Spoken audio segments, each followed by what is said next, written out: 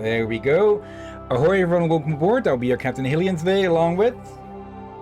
Is your mighty Lieutenant Rakir at your service, along with... Gunnery Mate Rom. And... Servant the Krogan Armorer. And Captain Smug.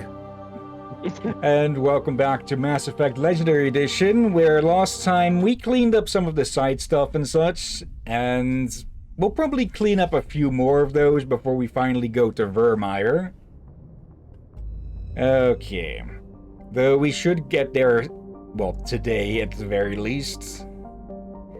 Should probably double check on the Marines gone MIA. Yeah, that is why we are here in the first place. Let's see. Have we read? If we've read this, we'll just read it again. Aedulos is a terrestrial planet. Go ahead. I think you either misheard or you just misspoke. What now? Somebody let's just say the blaze instead of place. Oh, this is a blazing place. Though you won't find Blaze the cat here. Yeah.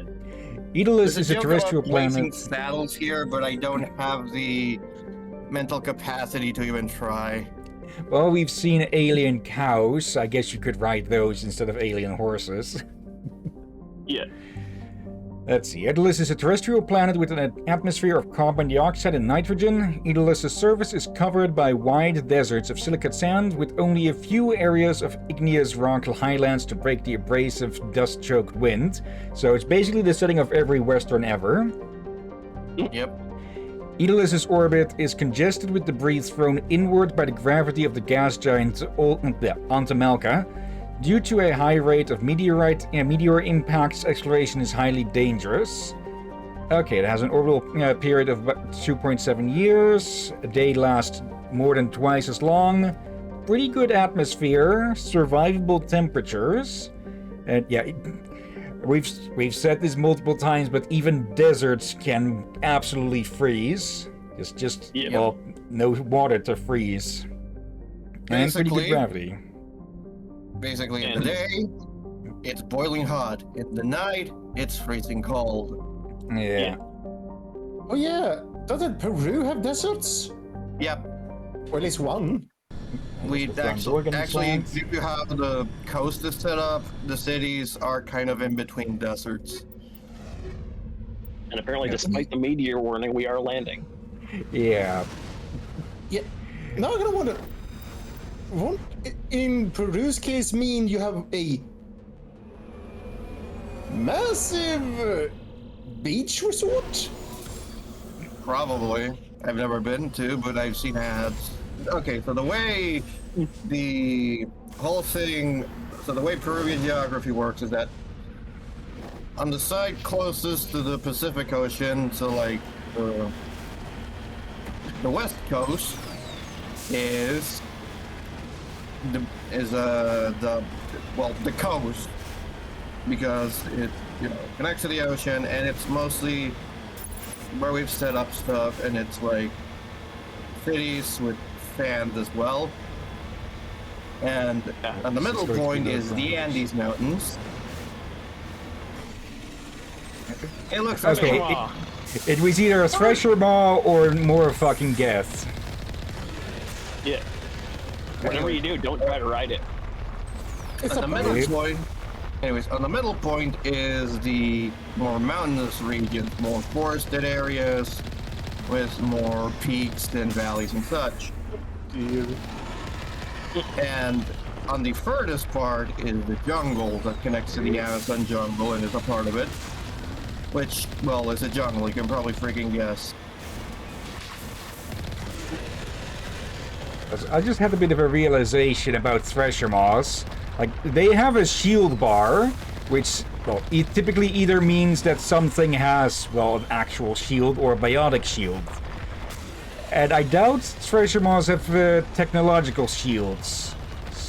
So... my money's on it technically being armor. It's just using the shield thing as a... Yeah, which only really becomes a thing in the next game. Yeah. Yeah, I think from what I know of the next couple of games, the shield bar is basically there in this one because they didn't yet have the... Yeah, they didn't have like an armor bar or something like that. Okay, I'll need to Not to double mention check they if also if that blue bar is filled to any point that I need, because that could mean if that blue bar is filled at the start, it would mean that Thresher Maws have biotic potential. Yep. I mean, there's a good chance a couple do, if nothing else, because sometimes God likes to fuck with Alliance people. soldiers. Looks like they were lured here by the distress beacon. Okay. Lured by the distress beacon and then eaten by Thresher Maws. He'd want to know what happened here. Oh, doesn't this sound familiar, huh? Oh yeah, we should. That means we should probably go to the Citadel, and maybe that trigger a different debrief, and finally ending got Conrad's fucking side quest. Yeah. Yeah. Nothing to loot. Nope. Apparently not. And apparently Not that, there, at least. I Apparently that mean, field maybe- pylon doesn't exist. I mean, maybe they're dog tags just to identify the dead, because we don't really have the space to put in the entire battalion in. Yeah. But this is basically the exact same thing as Aku's. You know, with the sole survivor background and such, people getting lured into Thresher territory. Oh, that. Oh, I think you're different Aku. No, it's not the one that the certain samurai that has no actual given name, well, other than a nickname, has, is after, but... Yeah. On my way. Okay. Kuz is a very different thing. A mummified Solarian. Okay. There. You found Captain Milan's identification tag. How it ended up here is impossible to know for sure. I don't Captain remember anything Milan. about Captain Milan. Maybe... Yeah, it must be from the Legion of One stuff. It's either the Legion of One stuff, or he was one of the soldiers. Yeah. You can probably find a bit more info on the side quests in the Codex. We haven't actually... Well, we listened to one recently, but... We haven't really listened to that many of it. Yeah. Yeah. I have a feeling we have a few unlistened to ones. Yeah. Yeah. Also, I was fully expecting there to actually be meteor strikes around us or something, but no. A bit Yeah, disappointing. especially when you look up and you see the meteors coming down from the camera. Don't, YouTube, just don't. You know what happens when you speak like that. But we can't jinx it. They're not going to strike, unfortunately. Yep, almost. Depicted actual actual brute force hacking. Okay. Oh, good open area. Now they're all going a different way. Depicted lockpicking.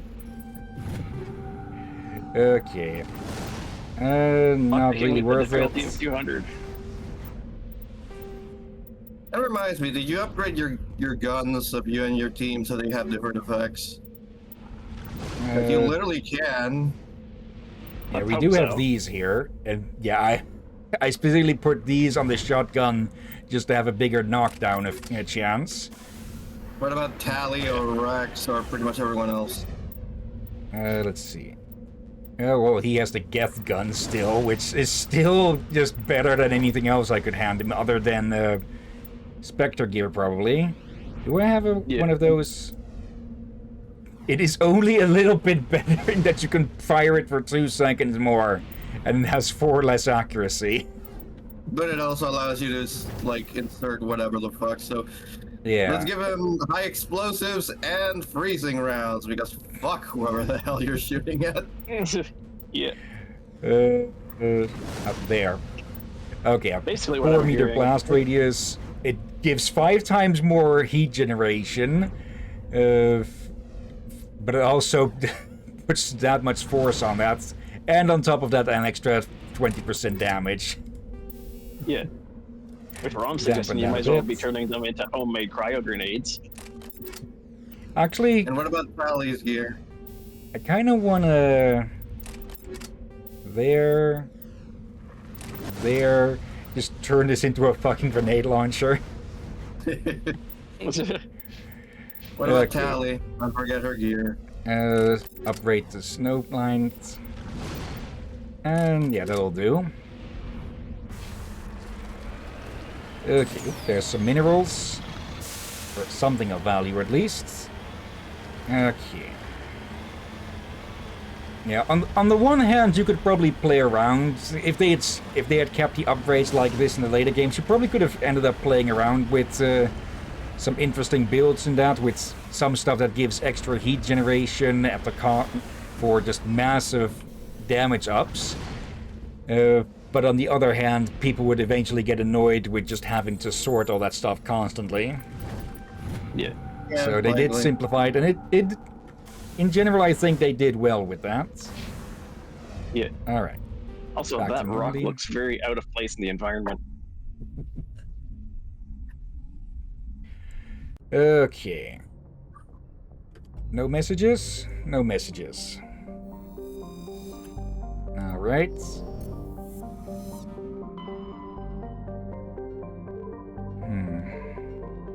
We have been to those before, so this was the one that I was thinking of, where one gets a fourth area gets opened up. And yeah, here is another one that this gets opened when we get the quest, so may as well head here, since, well, we're heading over to the Citadel anyways afterwards.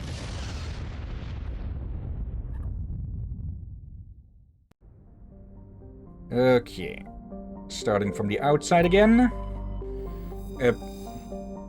Patatenlis. Okay, Patatenlis is a large rock world with an unusually thin atmosphere of hydrogen and carbon monoxide. The frigid world's crust contains extensive deposits of uranium and occasional loads of naturally occurring plutonium. With a total mass more than 4 times that of Earth, Patalantis should have a significantly thicker atmosphere. This unusual feature has flagged this as worthy of scientific investigation, but the need for expensive amounts of radiation shielding has deterred interest. So basically, we've got ourselves a radioactive planet. Yeah. Yeah. You mispronounced it the second time there. I'm not blaming you for that. Yeah, because, like, who the fuck named this planet? Yeah. A solarium, probably. Yeah, from what I heard, there was Patalantis. Yeah, like But yeah, Atlantis, but with paths slapping for it. Yeah, Patatenlis. Does that count as saying it 5 times fast? Yep. Okay. It takes for freaking ever to get around, though not the longest we've seen. Okay, 1.5 Earth days.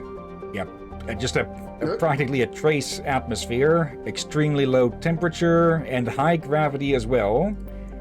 Is it Earth hours? Yeah. Okay. So a Next little over up- a day. Okay, someone has had Really? fun naming these planets just stupid names. Okay, a Kroger's At least- named this one. Go ahead.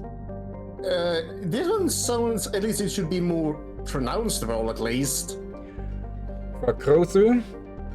A standard hydrogen helium gas giant, Fakrothu is only distinguished by its moons. Several dozen of them have been sculpted into the likeness of the arthropodal alien race not yet known to Council science.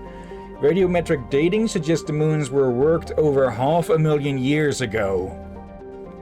Okay, so basically a bug called chiseling on the moons here, huh? And somehow meteors didn't fuck up their work. Not even we get the helicopter go full Dutch. But well, I don't think I can do it like. No, don't go choking on your liverwurst. I don't have any. Let's see. Haninto?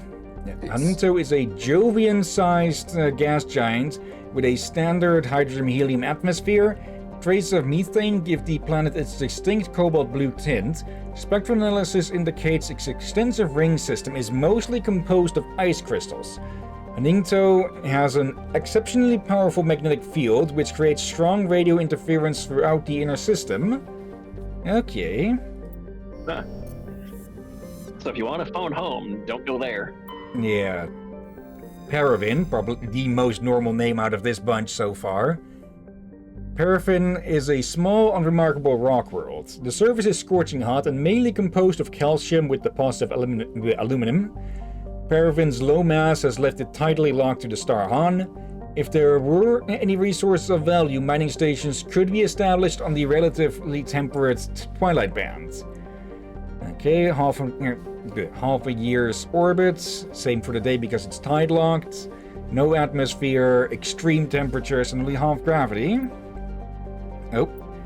Scans of Paraffin revealed an unmanned station in geosynchronous orbit. Your salvage team found no evidence on the origins of the station, but they did find one of Matriarch Dilanaga's writings on board. Okay, so yeah, there are more than you need to find to complete the quest. Also, in one of the planets you mentioned have an unknown insectoid species?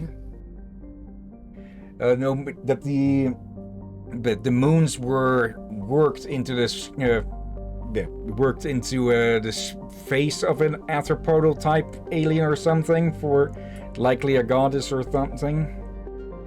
Oh, so there's no actual civilization left. So who knows? But I'm guessing spider people. Could be. The arthropod could also mean like. No, not crab, that would be crustacean more. But yeah, definitely more of the insectoid leaning. Even though spiders technically aren't insects, they're their own... Well, they're arachnids. Yeah. But anyways. Scorpions are also arachnids. Due to the amount of legs, more than anything. Avigon is a small rock and ice planet with a thin atmosphere of ammonia and methane. The surface is frozen and mainly composed of tin with deposits of potassium. The planet has a rudimentary ammonia-based life, mainly concentrated around geothermal vents deep underground.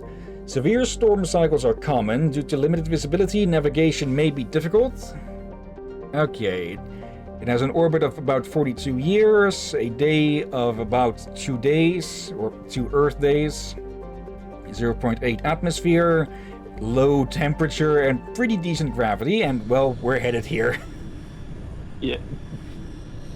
And from what the codex reads, you expect to not be able to see 3 feet in front of the Mako. Probably. Okay. I'm pretty... Tali has been along for, like, every single freaking mission now, except for a few ones. Yeah. But Enough to count on one hand, I think. They're all damn good to have along. Yeah. Yeah. That's there, and then there. Okay. I'm just amused that, aside from the first mission of the game, we really haven't been forced to take anybody with us. Yep. With the semi-loyalty missions, you're advised to bring whoever's it is along, but you're not forced to. Yeah. There we go. It does make sense to do so. Yeah. Also, I like that the Mako has such an absolutely horrid reputation, but I think across all the times that I've played this game, hello there, Gold. I think I've only managed to tip this thing like once or twice. That's because, well, I don't drive like an absolute fucking maniac. As the thing tries to nosedive and flip itself against the wall. That's a lot of gold. Go. Any dwarf would be proud of that haul. Yeah, just... Yeah. Got myself semi-stuck on the freaking marker. Yeah. Okay. If dwarves existed in this game, I would not be surprised if even a small shuttle tried to mount that entire thing on their ship and be like, we're taking this home. Yeah. Oh, actually, there it is. Okay, I thought it would be after the next ridge or something. There we go. Another mummified Solarian. Let's see. Yeah, you can end up with mummies due to dryness, whether it's hot or cold. You gotta give him credit. That suit is withstanding the end of the world. The guy inside of it has already long since turned into beef jerky. Yeah. Yep. Derby, no, do not eat. Don't eat. Hey, I'm not a carnivore like that. I don't eat valerian. Or at least not raw. You discovered several small artifacts. Among them is an identification tag belonging to Captain Stranaka, one of the Solarian soldiers charged with hunting down the League of One. Okay, so not exactly League of One, but, well, the ones hunting them. Okay, there's that Syndicate hideout. The first of two that we need to deal with. And, well, then we need to deal with probably the most obvious ambush ever. Like, seriously, Yes. they asked us to meet us at a third set of coordinates when we could have just met up on the freaking Citadel instead, so... She may have well have been wearing a neon sign reading, "I'm going to backstab you." Yeah. Holding up a pretend sign saying, "This is not a trap."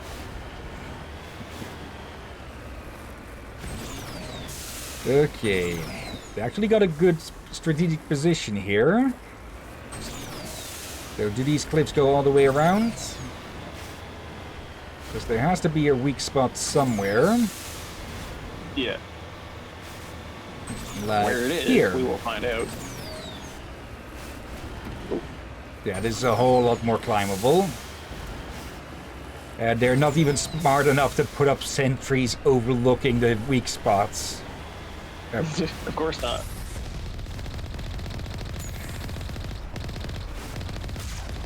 There. That turret shot way off. Okay, I was actually expecting more up here, but the fact that it is just one of these, yeah, that makes it... You're not going to find this unless you know this is here. Yeah. So that explains the lack Honestly, of heavy defenses.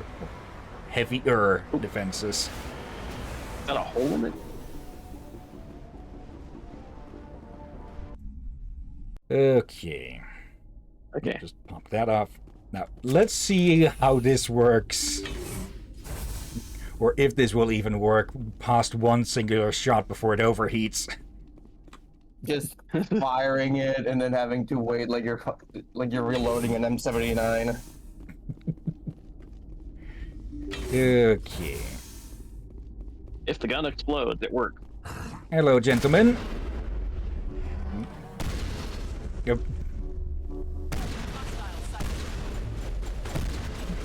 Okay, I can actually fire it like 3 times in a row before it overheats. Hang 5 on. times in a row, 2 times. 1, There 2. we go. Okay, the second shot, it goes to the midpoint, so I'm guessing 4 shots and then it overheats. Oh yeah. 1. Okay, they were smart enough to stay in cover, not smart enough to get the hell out, though. 1. Just boom. Just vaporized. He doesn't exist anymore. You disintegrated him from existence. That's a Or clip. I think Gotta be a that clip. was a female Thurian. He Uh, did a magic trick there. Boom. And now I will make this Turian disappear. Timing and the detect Batarian. sentence wrong. Timing. Crime Lord defeated. Helena was right. These guys had quite the operation going, but that's all going to change. 1 down, here's 1 more to go. I just wanted to. Those have to be clips like the timing and the dude disintegrating. I think I gotta be hit like- one of the fire extinguishers or something with that shot. It just look- fits all too well. Just the Turian vapor next turn. Don't tell anybody that. The secret is actually you made them disappear. Okay, next turn. Now I'm reminded there was an unofficial Mass Effect tabletop game, which I think actually was made official sometime later. Oh yeah. Thanks. So. I'd have to check if there's a actual rule book for it or not. Just, okay, I'm guessing it's still showing it because, well, unless there was something you forgot there. we turned the crime boss into some bubbling soup, so I don't think so. But we'll see if it'll still highlighted here. Nope. Okay. Now, where is that other one then? To put it lightly, that Krogan was extra smoky beef stew. This system, or I think it's pronounced D. This is or D, however you're supposed to say it. I believe is a Greek. This is how we say it. Let's see, Raisha. A standard hydrogen and helium gas giant with trace of sodium and ammonium in its atmosphere. During the brief gold rush to Klensal, a few companies established an infrastructure for helium-3 skimming and deuterium mining on Raisha's icy moons. When Klensal proved to be less wealthy than expected, the facilities were stripped for parts and abandoned. Nope. But we still find the Turian insignia here, or insignia. Scans of the planet revealed revealed an old unmanned shuttle. Your salvage team found Turian goods on board, all marked with the Trident colony insignia. Okay. Grammar. Let's see. An icy terrestrial with a thin atmosphere of carbon dioxide and krypton. Its surface is mainly composed of frozen ammonia with deposits of tin and other light metals. When exposed to sunlight, Grammar's ammonia can melt, forming equatorial seas of the toxic chemical. This has allowed a profusion of simple fungus and lichen to evolve in the low-light environment. A byproduct of their metabolism causes them to glow very faintly. While the light of an individual is insignificant, large patches can seem to reinforce the light of one another and are visible from space. So basically, this planet just has mustard gas as part of its environment. Wait, yeah. A lot of fungus. This is paradise for the captain. Yeah, well, since I'm a Krogan, I could go down there and breathe just fine, but the rest of you, I dare you to have more than a minute. Let's see, 35 years to go around, 62 hours in one of its days, very low atmosphere, very low temperature, and low gravity. Okay, interesting place, but nothing of strategic or cultural value or interest. I wouldn't say that if you can find a way to harvest the mushrooms and make yourself gas grenades. Let's see, Niram is a terrestrial world with a thin atmosphere of methane and argon. Its frozen surface is mainly composed of basaltic rock. Its most prominent feature is the Elos Rift Valley, a large volcanic divergence zone that stretches across half of the northern hemisphere. Okay. It goes around the sun in 6 years, has a day of 32 hours about. Pretty decent atmosphere, but still low. Low temperature and pretty reasonable gravity. And we find some titanium. Bit chilly, so wear a really heavy winter jacket if you're gonna go there. Yeah. Jarta is a terrestrial world with a trace atmosphere of krypton and xenon. The surface is hot and mainly composed of unremarkable silicates. Occasional deposits of aluminium, magnesium, and other light metals can be found. Jarta is noted for the discovery of the Leviathan of the apparent corpse of a genetically engineered living starship. The Leviathan was found in the bottom of a crater by a Batarian survey team and estimated to be nearly 1 billion years old. It disappeared after a visit to the system by a Batarian dreadnought 20 years ago. Since then, the Batarians have steadfastly denied that the Leviathan existed at all. and all the more vicariously when shown recordings of the corpse made by Solarian researchers. Right, yeah. This does not exist. yeah. Shows fucking evidence of its existence, still continues to deny it. Ugh. Yeah. Like, I know there's codex entries in the future games. I think there were codex entries on that I read about, but it's like, I've never actually heard of a living starship thing, so that's neat. Yeah, I've heard of this thing, but... well, the Batarians have it, so fat luck we're going to see it. If it's still in one piece. And it looks like it's time-locked. When we said Leviathan, I actually thought a different Leviathan for a moment there, but I can't say nothing on that. Okay, Klensal has a thin atmosphere of carbon dioxide and ethane. Its first geological surveys were performed by Batarians and suggested areas of great mineral wealth. Human mining concerns spent billions of credits hustling to the distant system and sinking test bores to claim the system for humanity, but Klensal only had an average level of mineral wealth. Valuable, but hardly worth the rush and expense. Merida Industria, a small Mexican company hoping to strike it rich in their first extrasolar mining venture, had to file for bankruptcy protection. Investigation revealed the Batarian crew had deliberately falsified their surveys, hoping it would encourage human rivals to invest in a costly boondoggle. While unethical, this was not technically illegal, and the Batarian government disavowed the personal actions of a few misguided patriots. The planet is still littered with abandoned mining bases, which are often used as temporary meeting places for criminals. Right. Yeah. Okay. It goes around in 21 years. Go ahead. And I was gonna say, can you tell the Batarians are scummy and don't like humans at all? Yeah. Okay. They actually bitched about humanity being effectively placed so close to them that they closed their embassy and just started doing piracy against them. Kind of the reason why Mindor happened, the reason why Mindor happens, and why we decide to just say fuck it and kill them all in Torfin. Yep. Yeah. And I think they were also behind the Skillian Blitz. Yep. Yeah. It's nice to see a friendly one, but they're very rare. Yep. Extremely so. Let's see. Day length of about 1.5 Earth days, so 36 hours about, a bit more than that. Low atmosphere, low temperature, and still pretty decent gravity.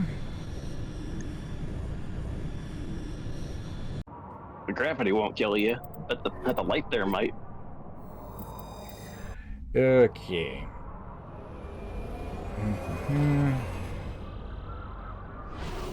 Okay, to be fair though, from the other lore and such, the Batarians were tolerated at best, so when they decided to just fuck off, nobody really gave a damn. Yeah. Like, That bye, jackass. quite literally, that, was it Jeremy Clarkson meme? Like, oh no, anyways? Yes. Oh no. Anyways.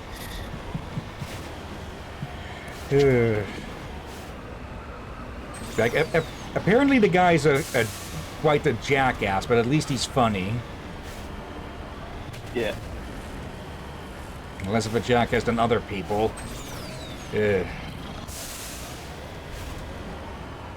it looks like we're going to steal someone's mineral claim.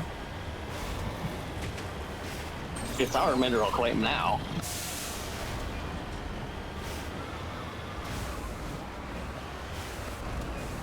I can just picture that. They'll be like, hey, this is our claim, get lost. And we'll be like, nope.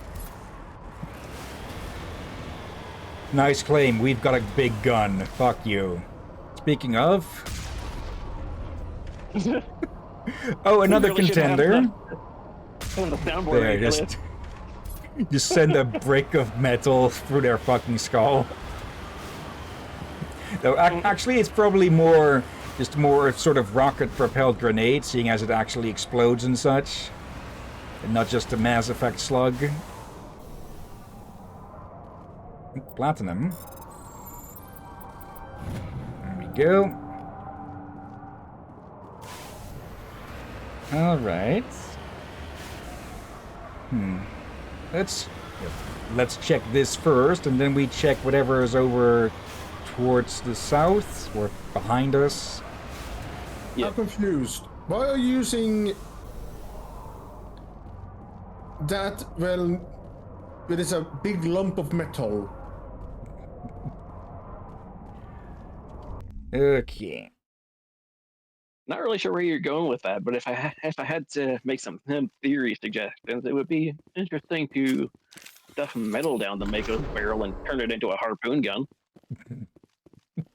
I'm talking about why are you hacking a lump of metal? No, Make ammo for the Mako. I think it's more just registering and planting the surveying beacon. Oh, warm welcome. Okay, that makes sense. That makes sense.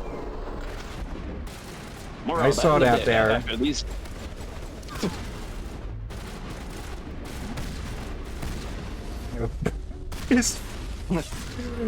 Okay, I know I kind of complained a bit during the last stream about just knockback being less of a thing these days in the games, but just that just makes it all the better just here.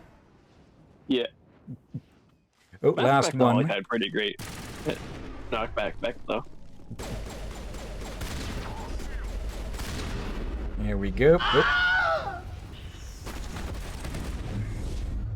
If you see one that's not just a shielded, you bit should too use far. some singularity. Come on. Nice skull you have. Now you have a no skull. That guy's Mar was white. Oh, and now he's good. Yeah, that's them using invulnerability for a bit, or regeneration, I think. Okay, that's both of them. No doubt Helena Blake will be overjoyed to learn that these two scum are no longer a problem. Yep. Not only are they not a problem, they are now cooked meat. Okay, they just got flung there. Oh, more explosive rounds. Actually, I'm Wait, kind of tempted a to give box? everyone that.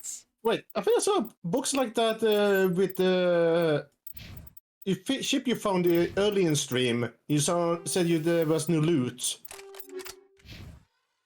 Hmm? Oh Well, well. Yeah, those have been one of those around. boxes. They It's too late show now. a interaction button, or actual bore in the boring hole. They typically show up at a distance, like like how that one is showing at a distance now. If they're if they're decoration or not. There is likely one or two of those that I've missed, but still. Also, hello. Nice easy one. Oh. Here we go. Spirits Vasquez. Are you out of your damn mind? Our dusters are overdosing on that red sand you're pushing. So whatever filth you want in your territory, but if a single grain of that impure shit ends up in ours, then we'll nuke you back to the fucking Stone Age. Okay, that was sent by a Turian. I better have a big ass nuke. Typically, when someone is talking of spirits, it tends to be the Turians. Yeah. Take those. It's got to be the Turians because if it was a story, we would see God had us or something like that written on it. Yeah.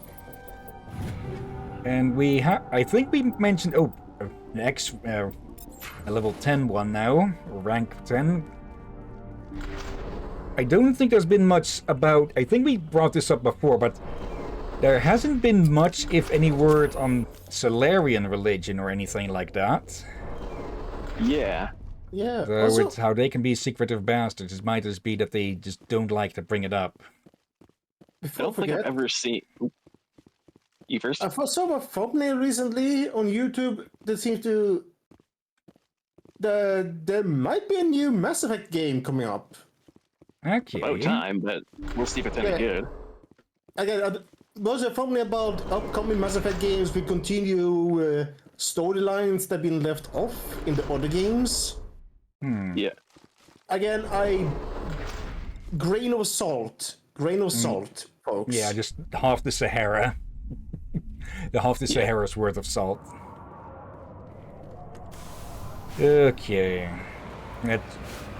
Being honest, I don't think BioWare is going to survive into... Well, it's basically not really survived at all, since I believe most of the original people have long been gone and such. But I wouldn't be surprised if the studio gets closed out before we hit 2030, or even earlier than that.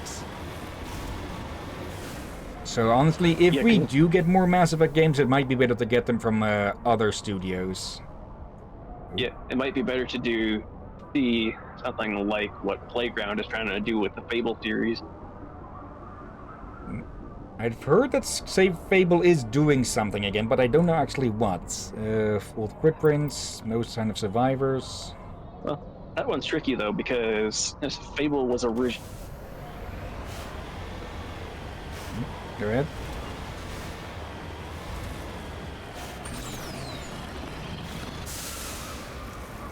Okay, not seeing this.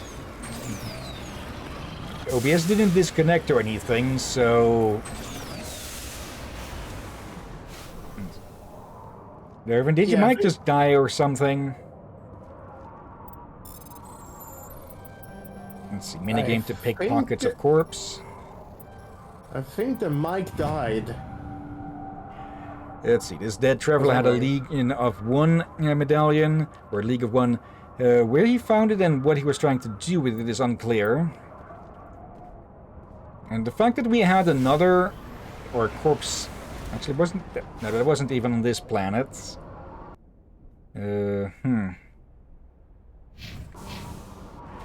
I'm guessing they were trying to get away from someone, or something, seeing as the, well,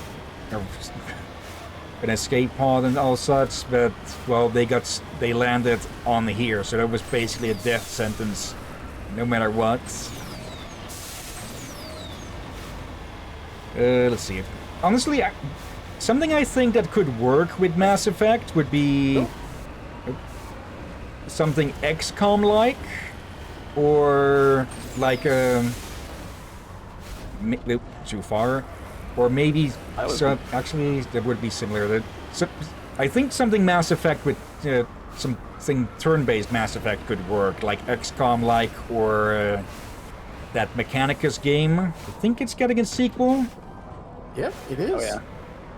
Welcome back, Derby. Yeah, I tried talking, and I'm not sure if you heard what I was saying, but Nope. You went mute. Which is weird, because when you look at Stream Talk, my mic didn't disconnect or anything like you tried saying, and you thought it might have, and my battery wasn't dying, so. But you would have heard no voice. So might be Discord. I think it was the like inner Discord thing on my end for sure. Yeah, because I tried talking and there was no disconnect sound or battery dying or anything. So weird. Okay. Well, we're done and here.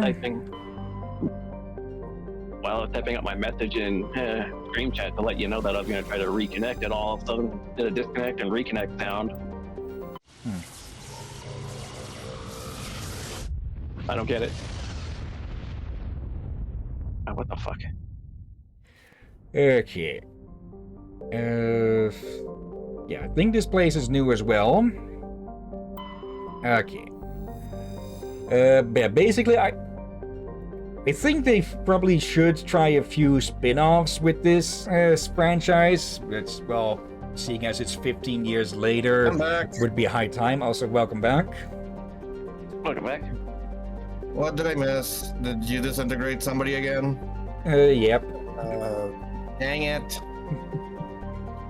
We were also talking about the potential, or rumors about Mass Effect 4 again. The actual 4, not Andromeda, which I guess sort of counts as a, not really a spin-off, more like a side qual or something. Yeah. If you could mix Mass Effect with any other type of genre, which would you do, Rom? What? Like strategy, turn-based, real-time, or something else? First-person shooter, turn-based strategy like XCOM. Something like not a mix, but more like different games. But those are like the two genres I'd probably first pick to try. Okay. I guess having something happen like during the First Contact War for first person would work. Maybe it's sort of a sort of Republic Commando for this franchise. You want to know something really funny? Okay, so Mass Effect was working on a first-person shooter. That didn't really quite work out, but it resulted in them making the Mass Effect 3 multiplayer mode. Okay, which was pretty fun when I played that. And I think it is still available, though not on this version of the game. Yeah, it's on the regular game. Yeah, to play Mass Effect 3 play multiplayer on Mass Effect, you have to do regular Mass Effect 3, not Legendary Edition. Yeah. Let's see. Hard data when Tanya is very limited. When the system was charted by Alliance surveyor Coupe, only a small unmanned flyby probe was spared for the distant world. It is a small rock and ice planet with a trace atmosphere of krypton and sulfur dioxide. Normandy's more detailed survey suggests the frozen terrestrial may be a suitable target for mining. While it is largely water ice, mapping of mass concentrations suggests it has a core of pure aluminum. Okay.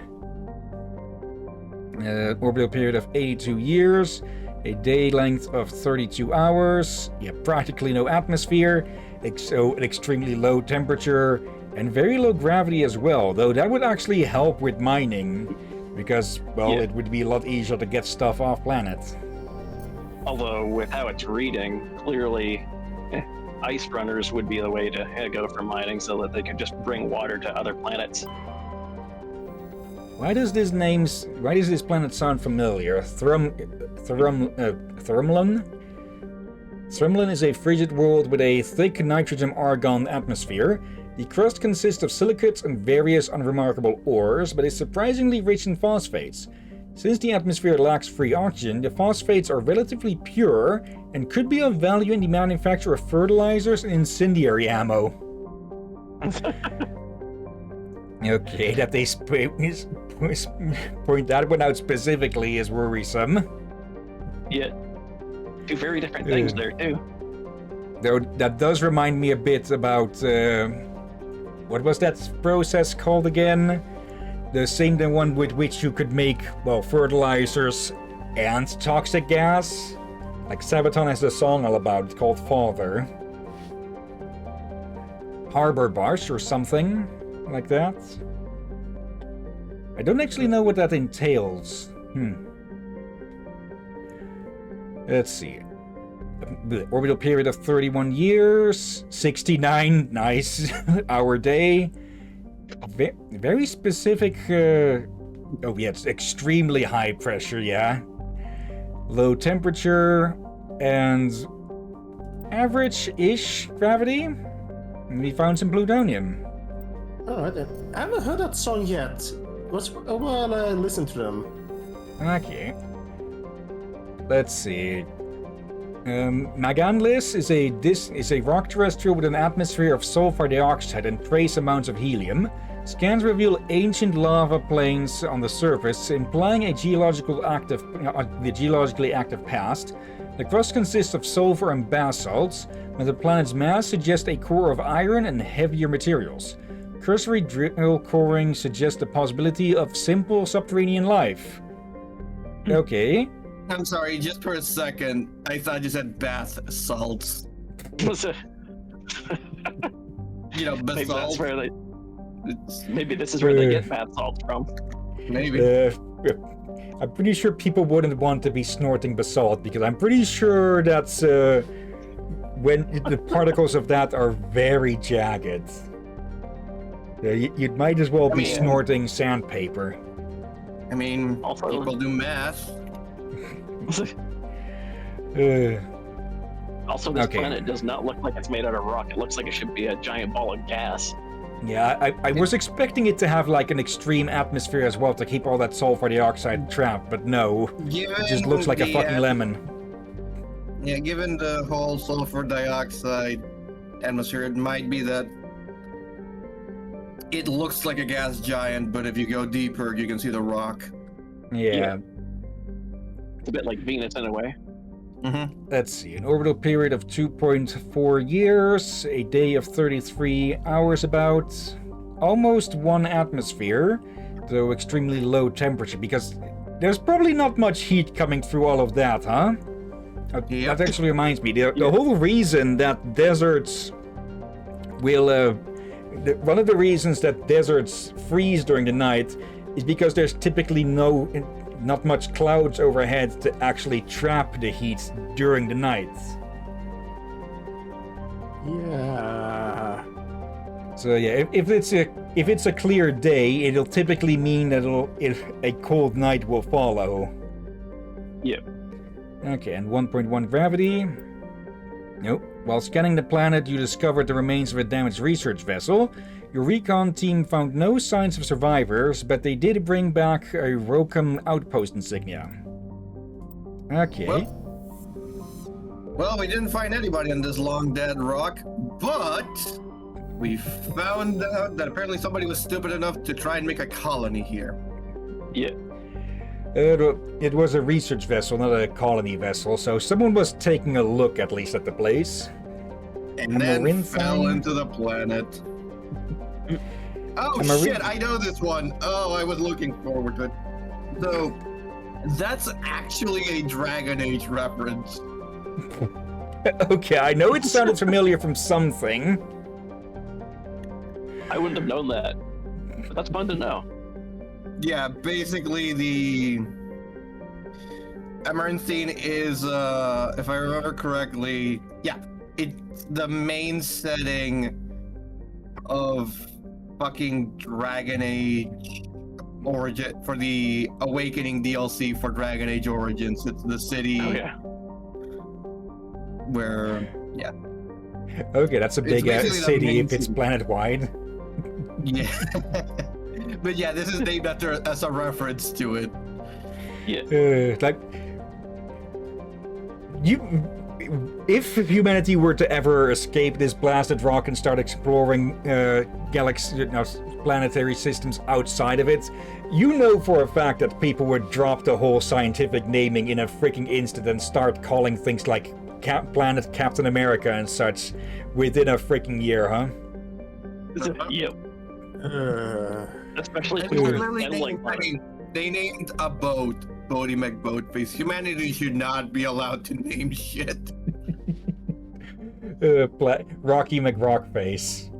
The very first the very first Earth colony on a different planet with the capital of of Colony McColony Face.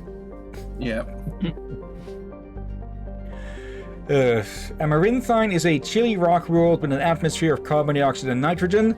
Its frozen surface consists largely of light titanium and aluminum oxides, with deposits of thorium and other heavy metals located in the deep crust. Amaranthine was named by the human poet Sofia Cabral during her tour of duty aboard the Alliance Surveyor ship Coupe. Under the dim light of the red dwarf Fortuna, the surface of this world is lit in rich twilight blues and purples even at midday. Okay. So it's the perfect place for vampires because it's always twilight. Yeah. Okay, a 12-year orbit, 60-hour day. Pretty good pressure, not good temperature, and higher than normal, but still survivable gravity. Geez, at those temperatures, you'll freeze your nuts off in a second. That's a good thing we've got spacesuits. Yeah, maybe we should try to take Ashley and Caden with us just so they don't feel completely left out. Yeah. Ashley's still just cleaning freaking battle rifles on the Normandy as we're doing all this. Yeah. Yeah. Immediate distraction. Okay. There was something I wanted to bring up. How about that? Right, yeah. I've mentioned this in another stream. Not one on actual Mass Effect, though. Where is this? Is it just this? Oh, there it is. Okay, it was blending in. I mean, it's a rock, though. Yeah, it's rocks camouflage. upon rocks. There we go, iridium. Okay. Straight run. It's iridium as opposed to iridium. Okay. But, yeah. Borderlands joke. Yeah. A game I want to stream eventually, as well, is Star Control 2, which that series actually helped inspire this series. So that'll be interesting to see how those, how we're going to be drawing comparisons between the two, then, huh? Yeah, I'd have to join that, not only because I don't know it, but because now that you mentioned that this one draws inspiration, it's like, okay, now I gotta see what we're dealing with. Yeah, it is a very quirky game, though. And of course, there's also Star Control 1 and Star Control 3, which the fans do not wish to speak of. Which makes me kind of want to stream that one just before the shits and giggles, and plus I have a game guide for it. I have seen the first game, and it was decent and good, from what I remember. Yeah, the thing with it was mostly just not really player versus player, but it was mostly focused on its full combat system and not too much else. Well, It's in Star. It did have story. It has story. Yeah, but true, but the more bare bones kind, more like an excuse or something. Does the story get ridiculous like Red Alert does? The story I would not so say- much. The aliens, yes. I would say the story was decent from when it was made. Nothing Nobel. Don't give story Nobel prizes, but Grammy, I think. yeah, so like that. But it was decent. Yeah, it's in Star Control 2 that's the highlight of the series. Yeah, I mean, that one they lean in more on the comedy, or at least It looks like- comedy that people did enjoy. The other one's comedy was all right. It was good. It was not all aged well for obvious Yeah. reasons. And I see this one actually tells us what kind of ship this is. I just want to point out, it looks more like it crashed into the place instead of being an incredibly old one. Well, Yeah. it does say this Turian military fighter appears to have crashed very recently, seeing as it's still on freaking fire. Yeah. And it's unclear what it was doing out here on its own. The pilot inside died on impact, though in the storage compartment you find an intricate beaded necklace marked with the Galatana colony insignia. It appears to be very old. It's a miracle it wasn't damaged by the fire. Yeah, and I was gonna say actually, if it was still on fire after being here for ages, then I would have wondered if either A, its fuel was just very long lasting, or B, if the atmosphere was extremely flammable. That would be a curious, yeah, if in certain atmospheres, if the turret is doing a freaking spin, if in certain atmospheres fires could burn a hell of a lot longer. Yeah, I think there's means some mines that I don't know if they still burning to this day, but already back then have been burning for like 30, 40 years, probably more by now. Yeah. Really, as long as the planet's not like freaking Saturn, though, where like if you throw a match at it, it'll explode. Yeah, I forgot why they were burning. If they accidentally, the mine is actually set something on fire that was there or something. And then there's some hole they filled with tires they set on fire and they would burn for a very long time as well. I think you might be talking about a coal mine, which I think, not sure, is in China, where, yeah, they did act. I think there was a surface fire that was started with somehow sparks or just perhaps one of the tires that was lit on fire rolled down a crevice or something, which ended up igniting the freaking coal deposits. And I'm pretty sure that it has been burning for at least 20 years now and is expected to burn for another century at least. Also, hello, Helena. Hello again, Commander Shepard. I owe you a debt of gratitude. Yeah, I'm not even remotely surprised. With my former partners dead, this syndicate is now mine. I could not have done it without you. My pleasure. I killed them because they deserved it. Now I'm placing you under arrest. Surely you don't think that necessary. Under my leadership, this organization will restrict itself to gambling and smuggling illegal technologies. These crimes are hardly worth your time. If you press the issue, my assistants are very well equipped to deal with you. Around something in your background. It's just...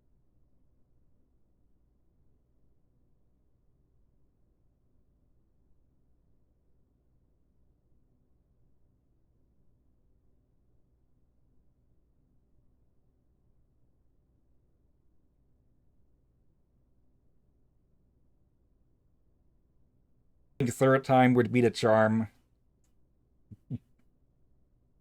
Okay. Ram, you there, or did you step away? Because your mic is still live. Yeah, I'm here. Sorry, I was just distracted for a second. Okay. I'm just gotta walk away, I guess. Yeah. This gang has a reputation for drugs and slaving. It's too late to change that. Perhaps you're right. Perhaps this organization has been so tainted by those two idiots that it cannot be redeemed. If I disband the gang, I walk away freely. I have not come so far to be arrested. I would die before going to prison. I would most certainly kill before going to prison. Now, do we have a deal? Yes, because honestly, the other option here is I vaporize you with a high explosive shotgun. Yeah. We'll do a magic trick and you'll be gone. All that will be left behind is a fucking wig. You're free to go. I don't ever want to see this gang again. If I do... You won't. I'm not so foolish as to break my word to a Spectre. Now, if you'll excuse me, my men become nervous in the presence of law enforcement agents. Goodbye, Shepard. Helena bows graciously and withdraws as her men escort you out. It's doubtful you'll see her again. Right. Doubtful? I placed a small tent, but we might. Okay, and that's all we have to do here. So, yeah, we can go visit the Citadel, see if some stuff has maybe unfucked itself, or, well, we'll see if we soft-locked ourselves out of some stuff or not. Yeah. Hopefully not. And either way, if, depending on what we got left, we might be able to do a trip to Vermeer. I'm not sure. Yeah, there's still the Geth insurgents, and the asteroid that was due to hit a planet in 1 hour, and by now it's probably been like a month or something in game, so oops. So you probably go and save the planet just in case. Yeah, should we make sure the planet is no longer just a smoking crater where a city should be? Okay, we'll go do that after the Geth insertions, or incursions. Oh, that Kodiak shuttle made me think something special was gonna go on. Slowly. God damn it, Joker, you stretched the paint job. Damn it, I was planning to make the A joke align with that. I was unsure if I could make a sound of metal getting scratched. Yeah, don't try to make the sound. Just do what I did. Just say crash. Boom. Okay, let's bring Liara and Ashley out for once. There's Oh yeah, no so let's tech bring the at two all. girls that don't get along. These two don't get Yeah. along very well. Equalizing interior pressure with exterior atmosphere. Logged. The commanding officer is ashore. Exo Presley has the deck. Okay. The light on their feet trio. Still very light on their feet. Yeah. Oh, Yep. hanging on by a literal edge of their feet. A research facility in the Hades Gamma Cluster was the victim of an attack by biotic extremists. Drugged researchers were used as human shields, and there were several civilian casualties in the ensuing Alliance raid. The facility is expected to reopen soon with tighter security measures in place. Okay, seriously, people, only one of them died, and it was the fucking terrorists who did it. Yeah, get it right, damn it. Well, you'll have a Krogan enforcement from the Normandy coming to beat you to a pulp. Okay, let's start with the embassy. So, Presidium, embassies, Embassy. and then we'll have to check the ward markets. Yeah. Mhm. Do you think anybody's ever tried to jump off that bridge over the water? Probably. It's probably a hotspot for, well, a certain type of action, which we probably should not speak further of. Yeah, you know, Okay. somebody is recording themselves going, "Hi, my name is Blank, and welcome to Jackass." Among other things Okay. that we will not speak of. Tall enough for that kind of thing. More like for people that want to swim, maybe. Probably, Well, yeah. I don't know how deep that pool is, so if you're gonna do the high dive, you better bring a parachute. Well, Tully called it a lake, so it probably has some depth at least. Yeah. Question For a is Krogan like something me. else. Because Oh, it's something right, else wait, in it. fuck. Go back to the Citadel. I think we still need to tell that Kahoku guy we found his fucking Right, team. yeah. Oh yeah. Citadel Tower. But yeah, I bet you anything, if a Krogan tried to jump off that and into the lake, there would be a crater on the bottom of the lake bed floor. Okay, hello there. No, I'm waiting to speak. Commander, any word on my missing men? I'm not sure how to tell you this, Admiral. Your men were killed by a thresher maw. A thresher maw? That's not... My men wouldn't just stumble into a thresher nest. Not the entire unit. Hello, Aurora. Hope you're doing well today. Hello, Aurora. Somebody lured them there with an Alliance distress beacon. Placed it perfectly so they'd land right beside the thresher nest. Damn it. I had a bad feeling about this ever since my team disappeared. An Alliance beacon used as bait, my unit wiped out, and nobody seems to know anything about it. Commander, I appreciate what you did. Now I need to do my part. The families of those Marines deserve to know why they died. Captain Anderson said you had information on Baines. Achievement Not as much as I'd completionist. like to. One of my crews found him, frozen stiff on board. a Alright, yeah, derelict. we've seen The this missing already. recon group? Anything you Yep. need from me? Not right now, Shepard, but I'll let you know as soon as I find something out. Okay. So there's where that ends for now. Okay. Oh, and it was off stream, but Jakir and I came up with a little idea for Aurora that we would not find easily. Oh. A Mass Effect accelerator Aurora. The giant space cannon. Actually, No, that was your idea. A very good one at that. It would effectively be the most powerful Aurora in existence. let's see, where is it? There. I guess we could call this the Aurora for now, even though we won't have much. We won't have much skill in it ourselves. Yeah. Okay, where the fuck is Vaughn? Oh, hello there. There he is. He's in the fucking alleyway. Okay, so he reappeared at least. Oh, Oh, if you want to take a look at the chat, Captain. Yeah, Aurora, the No, most wouldn't mind powerful? that. I wouldn't mind that. Do you mean that with... not that. That's This, just the alien rifle.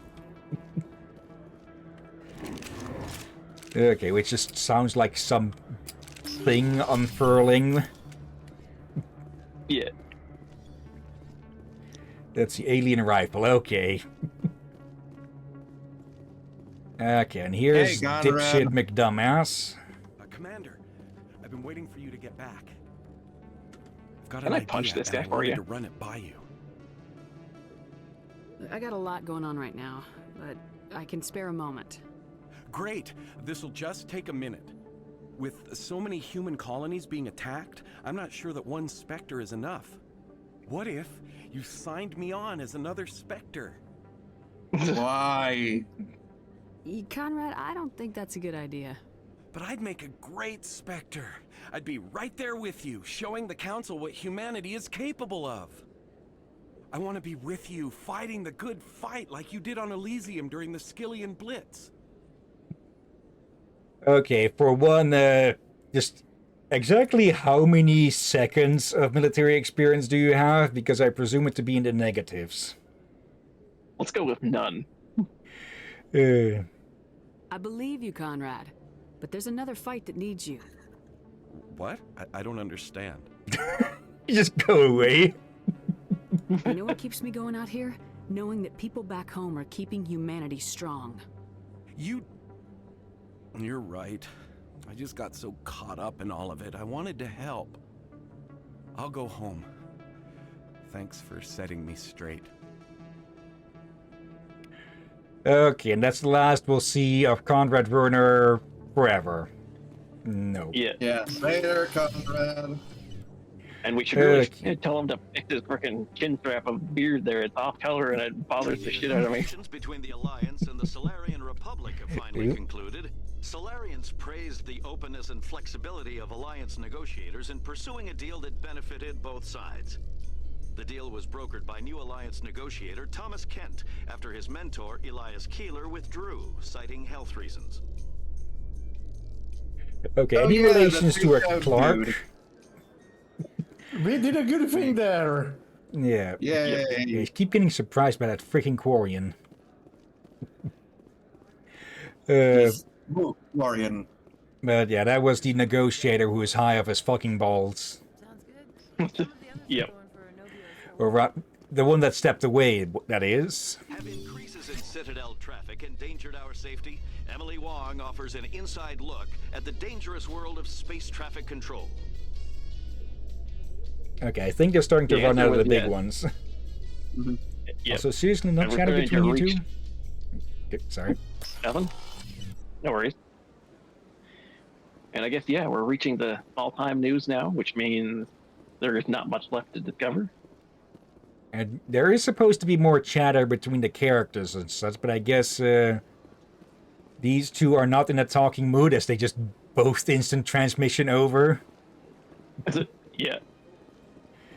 I didn't Um, realize they had quantum teleporters. Let's see. Signs of battle. One more Solarian tag and 3 more medallions. That's the Skyfall one. Need to find more metals. One more disc. Wait. And then there's still this one that we've left hanging. Can we look at the other one with the Solarian thing? Medals? What about Signs it? of battle. 2 of 9. No, 2 of 3. Yeah, Oh. 2 and 3. Hang on, let me see. No, it's 3, okay, good. Now we Yeah. just need to find 3 more medallions and 1 more fucking dock tag. Yep. Okay, I can't see how with the font you can mistake that for a 9. Yeah. Yeah, the font is a little blocky. Yeah, it's so small and it was a bit close to the other slash thing, whatever it's called. I should look for armors. We've no And I use should for that. remind people, Should probably also upgrade both. Should probably also upgrade, Ashley's shit as well, and Liara. Yeah. Let's see, Inferno rounds. Don't make me But as I say, as a reminder to you all, me, Rom, and Derby are watching this on Discord. Yep. Which means we are not watching it in full screen, likely. As I go, since I want to have at least some. Okay, the current pistol's still good, but you can add a third. Wait, no, go back to the Polaris. Or was it the Gemini? I don't know. One of them looked better.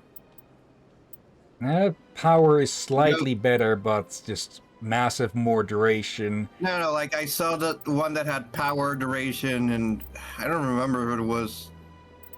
Yeah, it was a Polaris one. Okay, it is overall a better one, but actually, let's see. We've got a Savant one. This is one of the Asari ones. Yeah. It makes sense, of course, that they would know, well, the best ones, how to best make those. I should go buy some freaking armor somewhere. Oh yeah, did you did you like upgrade Liara's pistol? Let's see. She has cryo rounds still, so let's upgrade those to frost. Give her that. And that. Hold on. Ashley. Hold on. You have one with a fire shotgun, and now I have one with ice gun. Do I have any with lightning? Okay, best thing to put high explosive rounds onto is freaking sniper rifle. Let's call it Punisher. Yeah, you know, let's just make sure to double tap everything. Yeah. Actually, I don't think Spility will work much for her, so just up the damage even more. Well, sniper rifle with explosive bullets. Yeah, I have actually seen that before. High explosive grenades. Sledgehammer rounds for that, and you could get a sniper rifle that plows them over in one shot. Well, here's the thing. The first time I saw a sniper rifle with an explosive bullet was in Jurassic Park 3. And they demonstrated the bullet on a decommissioned airplane. ExoGeni has announced that its research colony on Pharos is finally returning a profit. New discoveries and a dedicated colonization effort. Didn't we get this already? Paid off for ExoGeni. ExoGeni stock rose sharply with the announcement, with investors pleased at this surprise. Push mute on that. Okay. There's no longer anything interesting in the galaxy going on, so they gotta repeat the news. Yeah.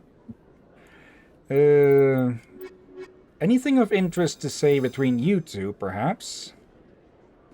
I know that some of their chatter can be really interesting. Nope. It's another repeat. Alliance officer, Major Kyle. Major Kyle. No relationship to Major Tom.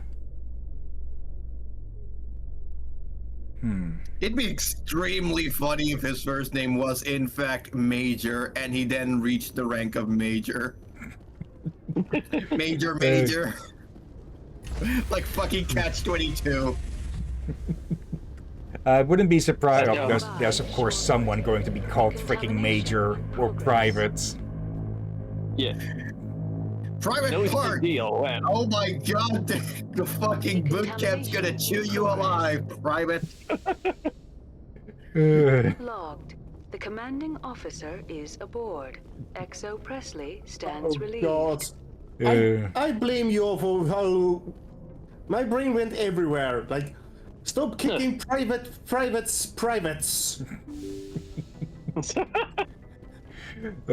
Or Private C Jewels. The C stands for crown, of course. Stop kicking him in the jewels, damn it. Okay, let's have a check of everyone's gear, and also the shop right here. Accidental rhyme again. Okay. Looking for supplies? Yes. Let's see what you got. Wait, damn it. I just imagine Captain using rhymes to remember his alchemy recipes. Wouldn't surprise me. And then there are some characters that use rhymes for potion and magic. Oh, right. Yeah. Also, something fell outside. Commander, I wanted to thank you. And yeah, I forgot we can check up on them after we've done their loyalty mission. What for, Garrus? For everything. Taking me with you, letting me be part of your team. I've learned a lot. I've thought a lot about what you've told me. About not sacrificing innocence to achieve the goal. About finding the best way through, not just the fastest. And I've been thinking about Dr. Salion too. I'd convinced myself that he deserved to die, but then I started thinking about why I wanted him dead. I realized it wasn't because of what he did to those people. That was part of it, but I think most of it was because he got away from me. He escaped under my watch, and I didn't like that. I let it become personal. Words mean nothing until you turn them into action, Garrus. What are you gonna do about it? Well, I'm going back to CSEC. I think I can make a difference there. I'll also reapply for Spectre training, but I'll do it right. I won't compromise myself to get there. If the people I'm sworn to protect can't trust me, then I don't deserve to be the one protecting them. Wonder how that'll go for him. Yeah, otherwise he'd just end up as another freaking Saren, huh? I'm glad you see it that way. Keep that in mind when we meet Saren. Don't worry, Commander. I will. Also, I should say this, folks. The captain does not ride a broom. You might want to double check Aiden's bullshit and everything else and see if he has... Wait, the stinger. That's the same. Okay. We can upgrade your stuff, though. Let's see. I think the only one who actually has any value of the combat scanner is us. Yeah. Okay. Like, I don't think the combat scanner does anybody any good except us. Because we needed it to unjam the enemies.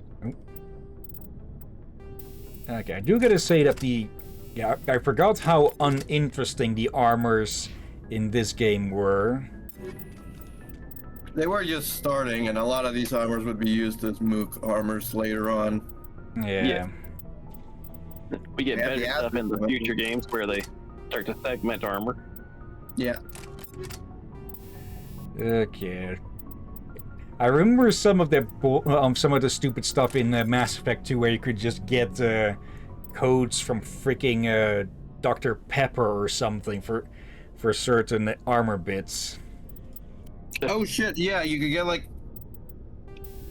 armor based on Dragon Age. That as well, I think. You still can get that, I think, because I think even the Legendary Edition incorporated that into it, so you still can get that armor. Funny to see, just think. Yeah. There. It is also funny that from Mass Effect 2 and 3 on, you started seeing specialized armor suits that were made to represent certain enemies. Never a dull moment with you, Shepard. You ever go on any missions like ours before? Saving the galaxy from certain destruction? No. But I've had my share of adventures. Okay, caught that one before someone stepped in. It's rather obvious to hear by the flooring. Do you remember any that stick out? A few. I remember one time I was hired by a Volus diplomat. What an ass. Hello? I guess even politicians have need of mercs from time to time, huh? Time to time. If it wasn't for politicians, I'd be out of work. They're always looking for ways to get ahead. This one was no different. He wanted me to erase his past. Get rid of an old friend who knew too much. Of course. Huh. His old friend turned out to be an Asari commando. And how did that go, I wonder? That might give you pause. What? No. Alina and I were old friends. Sort of. We met when we were both contracted to kill the same Turian. Neither of us wanted the other one to get him first. We spent more time fighting each other than tracking that Turian.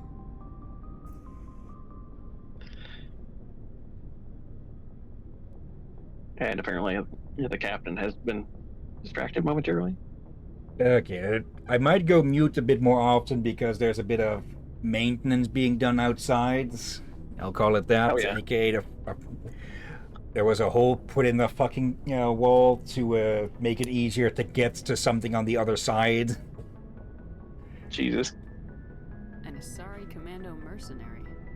That's unusual, isn't it? I wouldn't say it's unusual. Mercs come in all shapes. Anyway, when I told Alina about the diplomat's contract, she and I had a good laugh about it. So what'd you do? Well, I was going to lose the contract, but I respected Alina. In the end, I let her pick the location where we'd fight. She chose some old Solarian space station overrun with mercs and smugglers. That way we didn't have to worry about hurting any innocent bystanders. Huh. She always was a bit of a softie. What happened on the station? What didn't happen? For 2 days I chased her through that station, used my entire store of ammunition, had to kill a bunch of mercs and use their crap weapons. By the 3rd day, the station was barely holding together. The mercs were dead or gone, life support was failing, but I had her. Holy. She'd locked herself in the med labs. She was trying to patch herself up. Damn tough, that one. Then just when I thought I had her, the station's core went critical. Barely made it back to my ship in time. I assume the Asari commando didn't make it. I watched the station from a distance. I never saw her leave. And when that place blew, there was nothing left larger than a Turian's right nut. So I headed back to the diplomat to give him the good news and collect my pay. But before I got halfway there, Alina sent me a message. Better luck next time. Now, I'm not superstitious, but if someone can survive that, well, they deserve to live. At least for a bit longer. Okay, I guess this goes to show that we were kind of lucky that Benezia's band of commandos were all brainwashed into being stupid. Otherwise, we would have had a lot more trouble on Novaria. Yeah. I mean, clearly Also- if we met... Also, you just know that part of fucking Rex wanted to sleep with her. Probably. Yeah, you could just tell. Yeah. And not to mention, Alina would have been an interesting fight if we ever met her. Like, geez. Yeah. Yeah. Okay, though to be honest, with with Krogan fertility and such, or rather infertility more, then again, for Asari wouldn't really give a damn. But I wouldn't be surprised if beforehand they did do it, just because they could. Yeah. And not to mention, his infertility wouldn't matter with her, so... Yeah, but it would lead to Asari, which, well, Krogan wouldn't really be too interested in. What about the diplomat? He wanted her dead. I told him the truth. Alina was still alive and she was really pissed. I told him if he wanted to live, he'd need me around to protect him. And he believed you.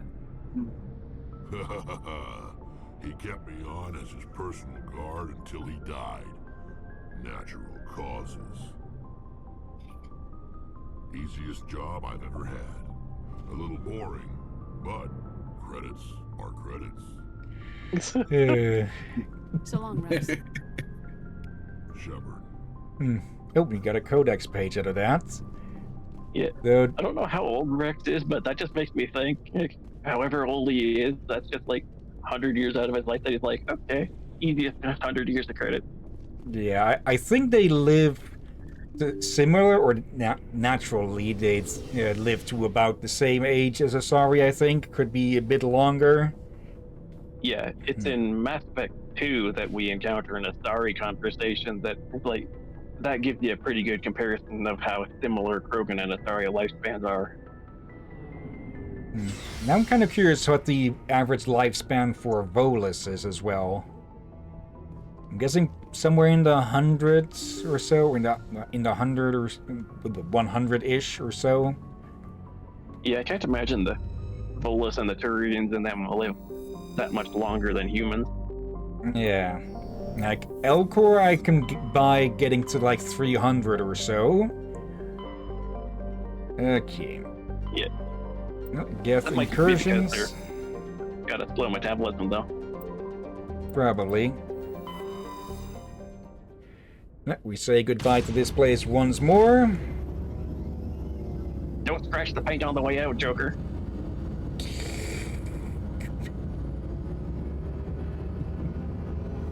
Okay, slowly, slowly. There. Wait, no, shit. Turn around. Fuck.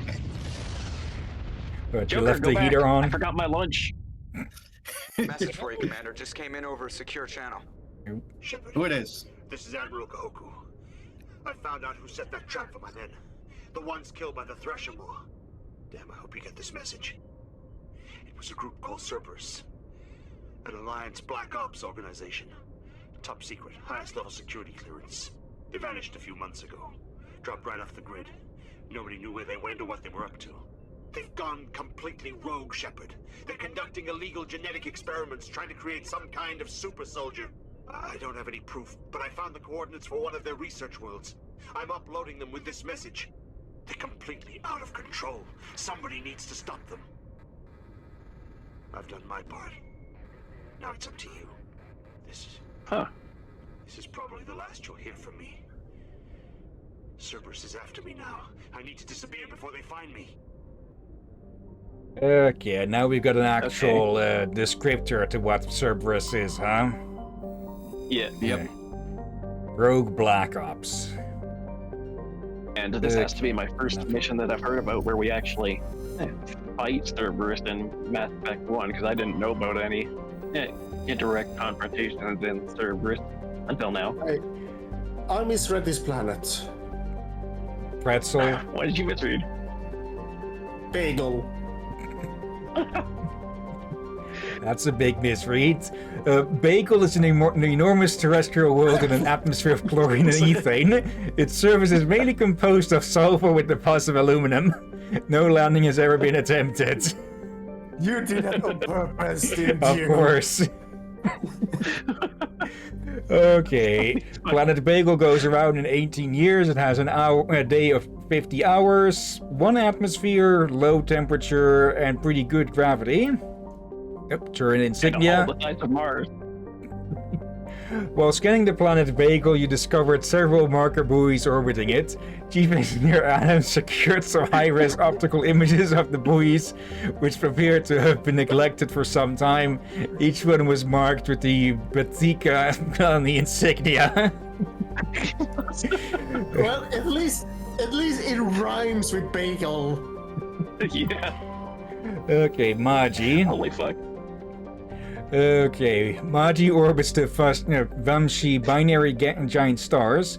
Vashimi A is a blue star of spectral class A43 or 4111, and that's eyes, I think, which burns at half again the temperature of Sol. Vamshi B is an aging red giant of class M53, over 220 times the size of Sol. Yeah. We've got A and we've got B. Jesus. Magi has a thin atmosphere of methane and carbon monoxide. The difference in temperature between the hemisphere...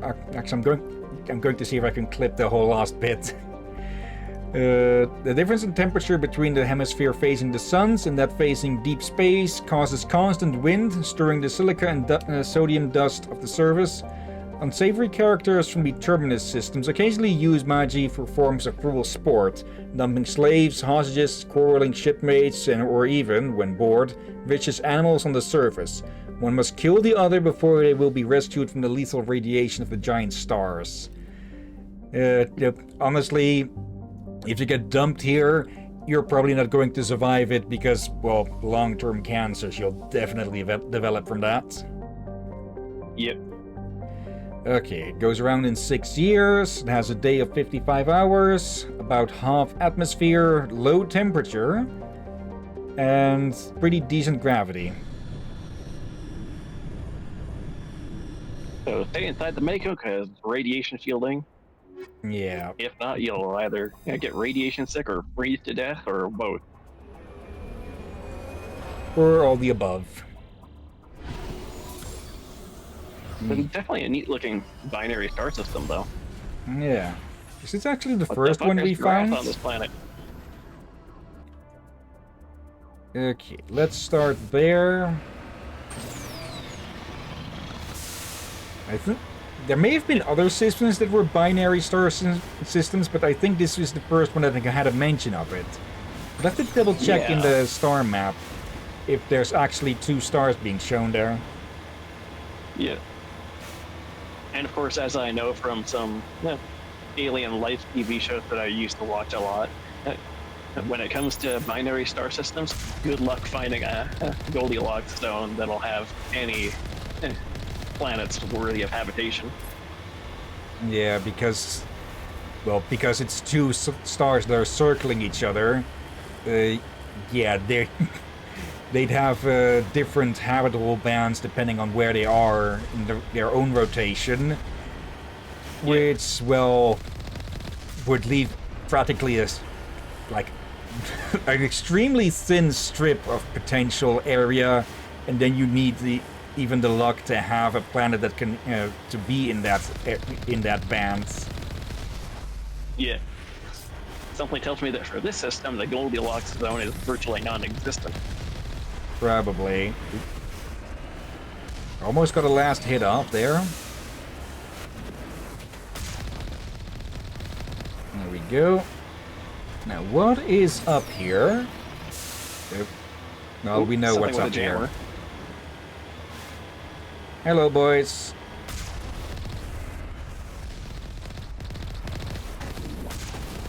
Oh, gas proof summons.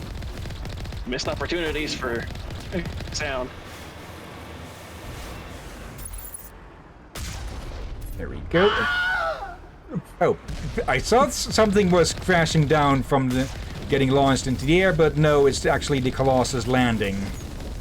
I thought the same. I thought the same. Oh. Don't flip. Don't flip the tank. That's what I was trying to dodge. 3 more of these outposts left to clear out. This should be fun. Alright, get Colossus. You get one of these. Okay. Now, let's get whatever that is. Oop, oop. Nope, Close. Still not flipping this thing over.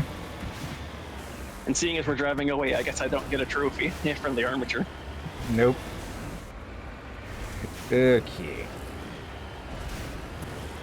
Just over this ridge from the looks of it. Yeah. Okay, but I said it earlier in the stream, but I still find it it's freaking funny that everyone just says that this thing is way too uncontrollable and such. And again, that I practically never managed to flip it or anything like that, because I'm way too cautious of a driver for that to happen. Yeah. It's strange considering in other games, especially in the early streaming days, you were none of that. Okay. To be honest, I don't even know if you can if you manage to tip the thing over, if you can actually, well, tip it back or not. I'm presuming that if it wasn't in the original, they've probably added that in the Legendary Edition just to be sure. Pretty sure even in the regular edition you couldn't dip it, so. Probably. It would be a dumb oversight. Okay. Although, That being said, I have seen enough YouTube videos to know that even if you can't flip it, you can end up pulling an Austin Powers and get that thing wedged between two buildings. Yep. Like, various tunnels on the outside are infamous for that. Yep. Like, Brental Floss has a Mass Effect song, actually, and with the footage of that, yeah, he wedges that fucker in tight. Insert Austin Powers clip here of trying to get out. Not even that. He manages to get it 90 degrees facing upwards.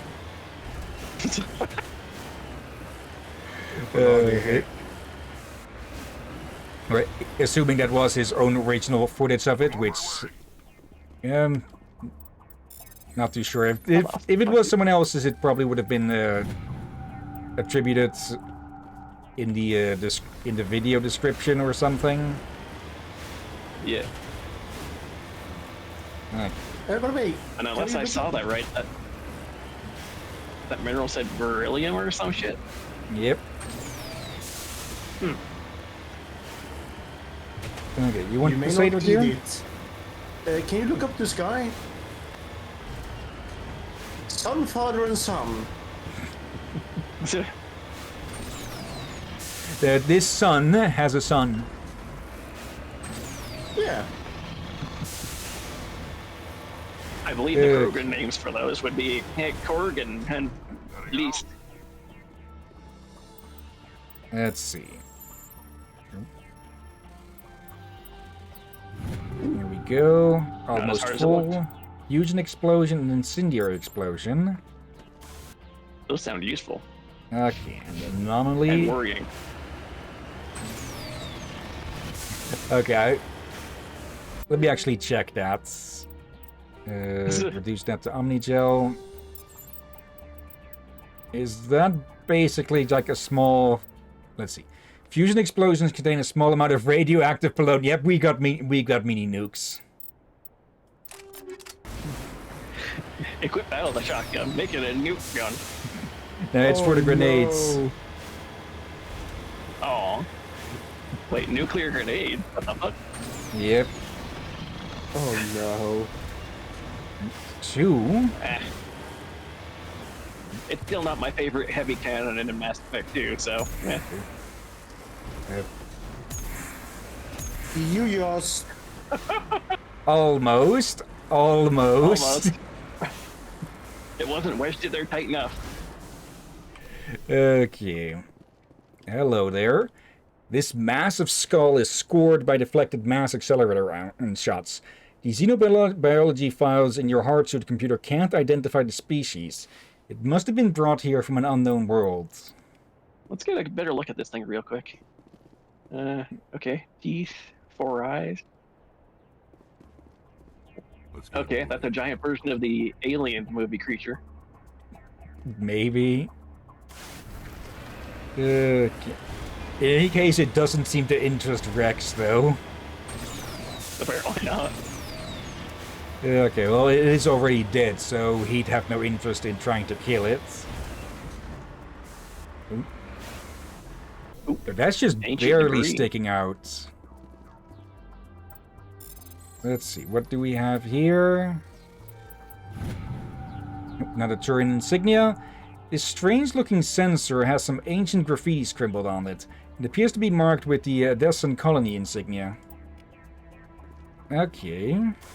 I believe that leaves about 2 left or so. Yeah.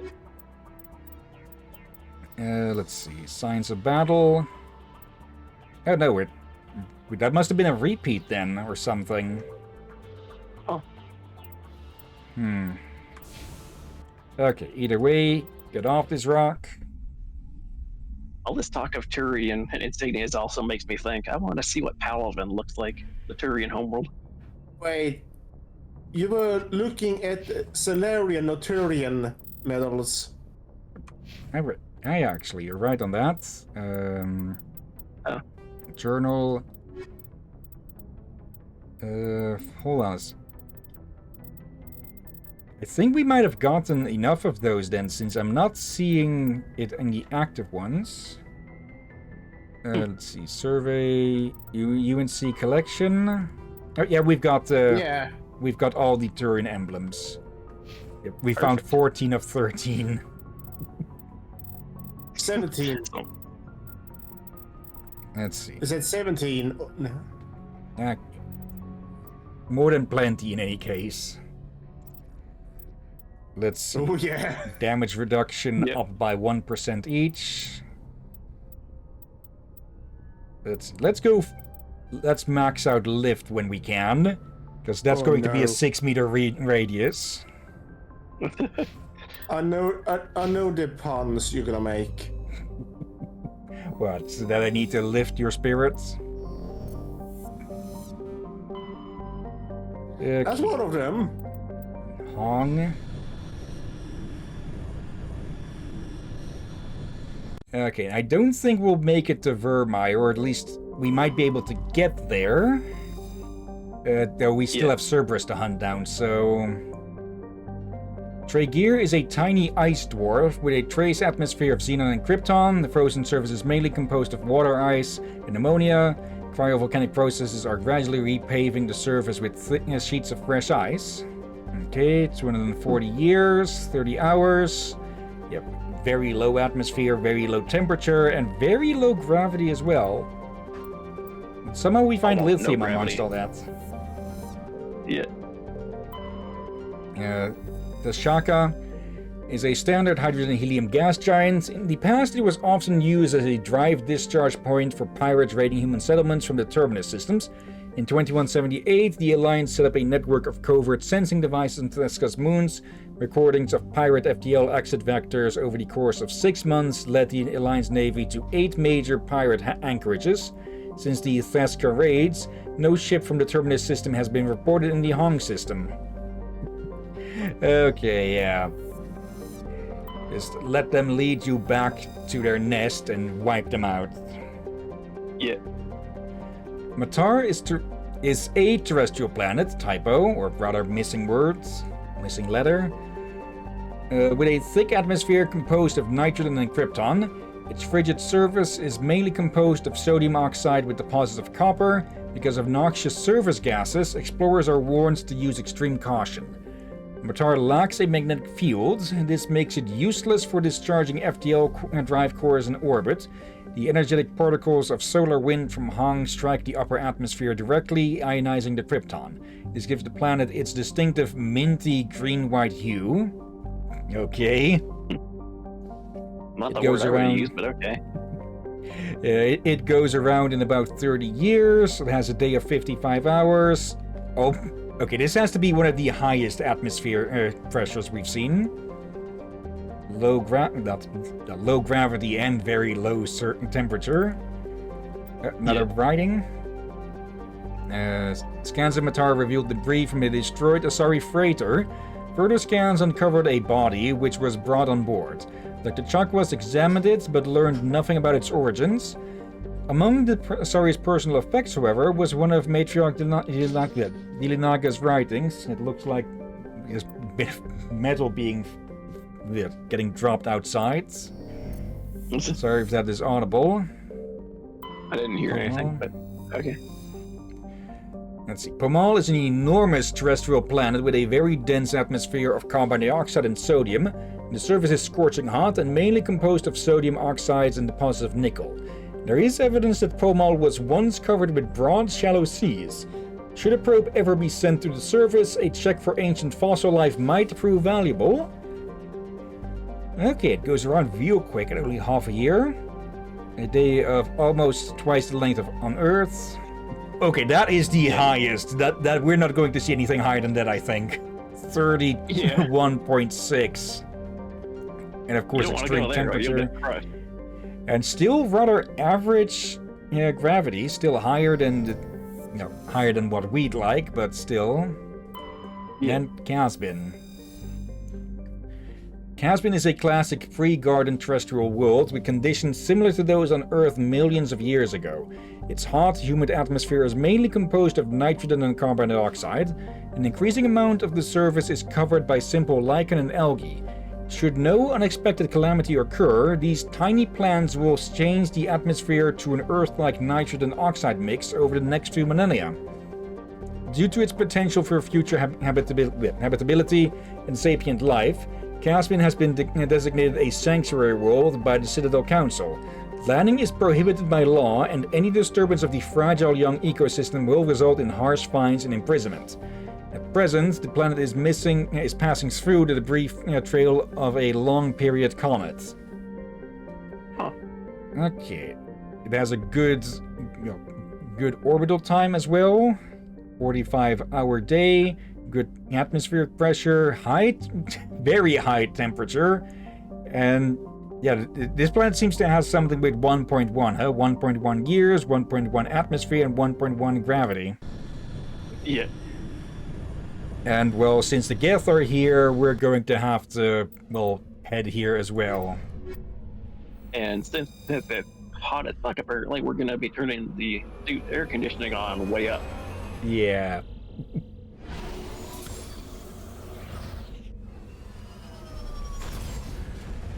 Okay. Time to leave some historical records that may or may not be discovered in the next million years or so. Yep. Not going to be able to climb that from this angle.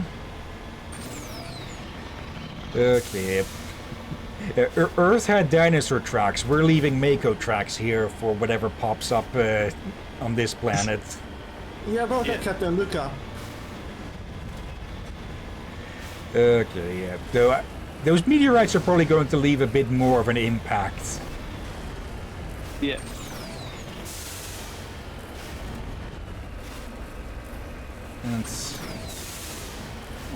This looks too steep to me. We can maybe get over here. Yep. Perfect. Okay.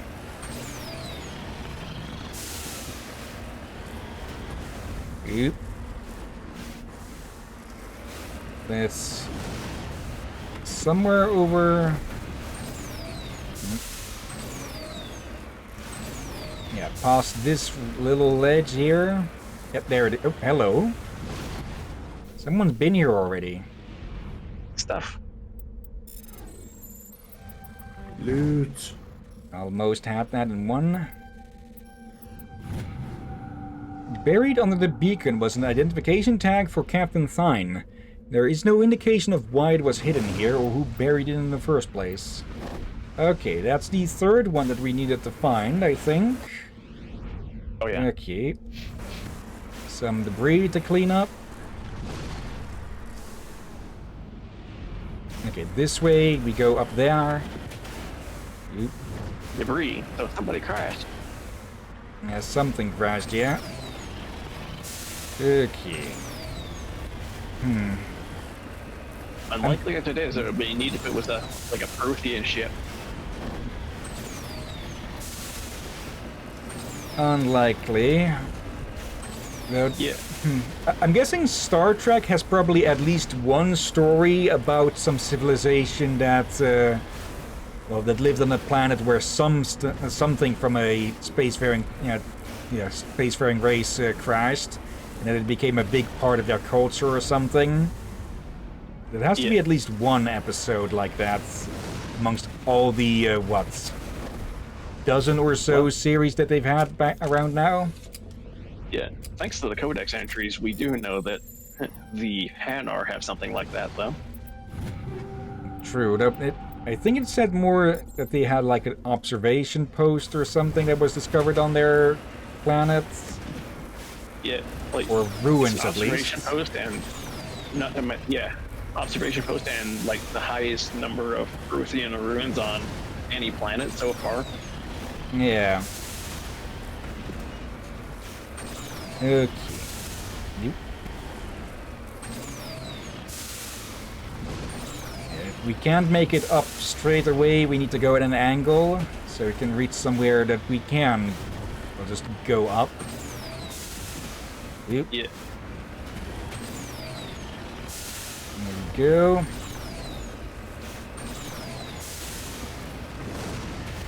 Okay, just bounce around. I just realized something. You just realized those Geth armatures are waiting for us? No. We never seen Hanar move about. Yeah. I do think you can see one move in one of the following games, but yeah, that'd be a bit too complicated to animate for this game, or at least they wouldn't have the time to really put the effort in for that. Yeah. Let's see. The Geth array is transmitting regular data bursts on an encrypted channel using the Alliance's own FTL comm buoys. It is not clear where the data is being directed, nor the content of the signal. We'll just turn that off and blow it up after. Well, that should do something. Mummified Solarian. Yeah. Oh, hey. I knew we needed one of those. There's the actual outpost. This was just a little side thing that they had up. An outpost to their outposts. Yep. Does that just make it a post? Oh. Post for the postal service? Oh, hello there. That looks like gold. Okay, I would, if we don't remove the stuff the Geth put here, that might end up, whatever sentient or sapient species might pop up here might end up worshipping Geth lookalikes or something when they find out. You don't want that. Okay. There we go. And yeah, there may be life appear, or there may be sapient life here in the next million years or so, but we want that gold today. So, yoink. Yeah. Dip to the gold. There's gold in them there hills. Or there was until we yoinked it. Well, about that, Captain. What's in your pockets? Nothing. Not gold, I can tell you that. Yep. Well, Roll said there's gold in them hills. Oh, is that all? That would mean more like I ate it or something. Did you? No.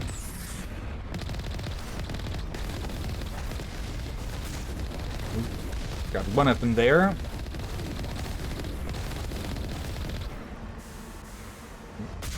I've missed that one. Okay. Ain't gold technically poisonous for consumption? Anything can be poisonous in large enough amounts. Yeah. Oh.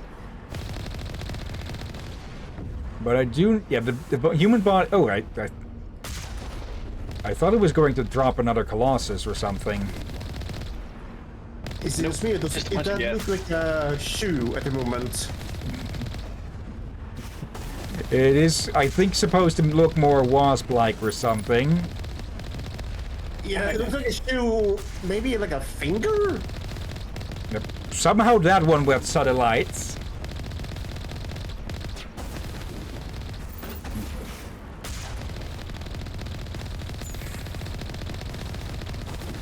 Oh, it actually has a health bar. Yeah, seeing as they could probably stuff hundreds of Geth platforms in there.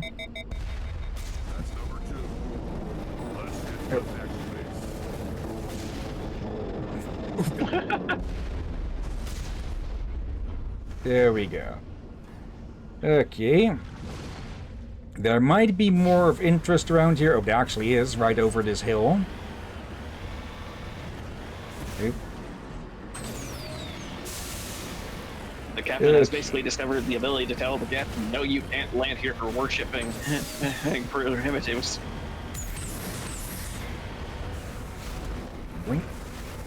Okay.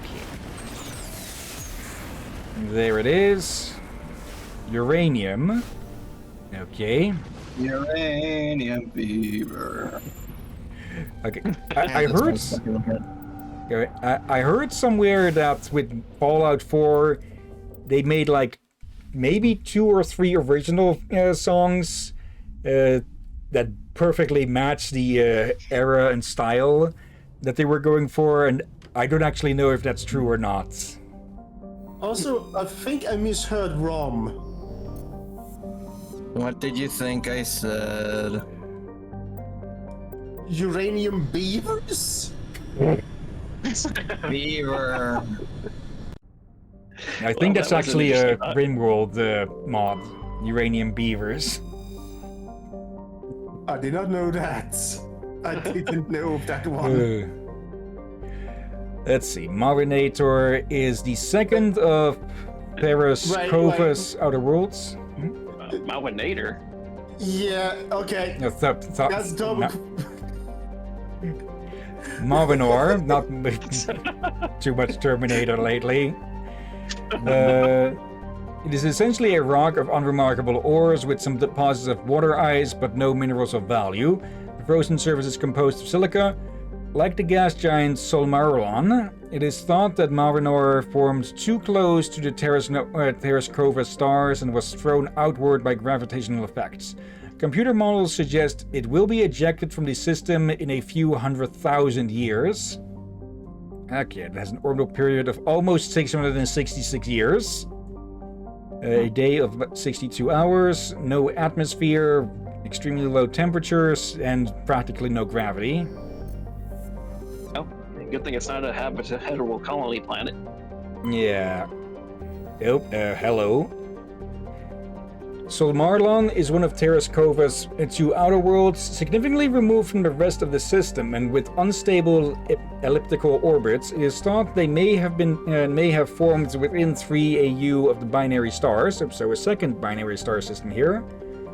We forgot to check with the previous one, and were hurled outwards due to the instability of such an orbit. Solmarlon is a hydrogen helium gas giant with significant quantities of sodium in the upper atmosphere, giving it a distinct gray color. Okay. Yeah, kind of a gray-blue, I would describe it. Okay, and it doesn't actually show 2 stars. Yeah, I don't think it's still Mass Effect 3 where you start actually seeing the number of stars on the map when you're not zoomed in. Yeah. Because the star map gets changed up quite a bit.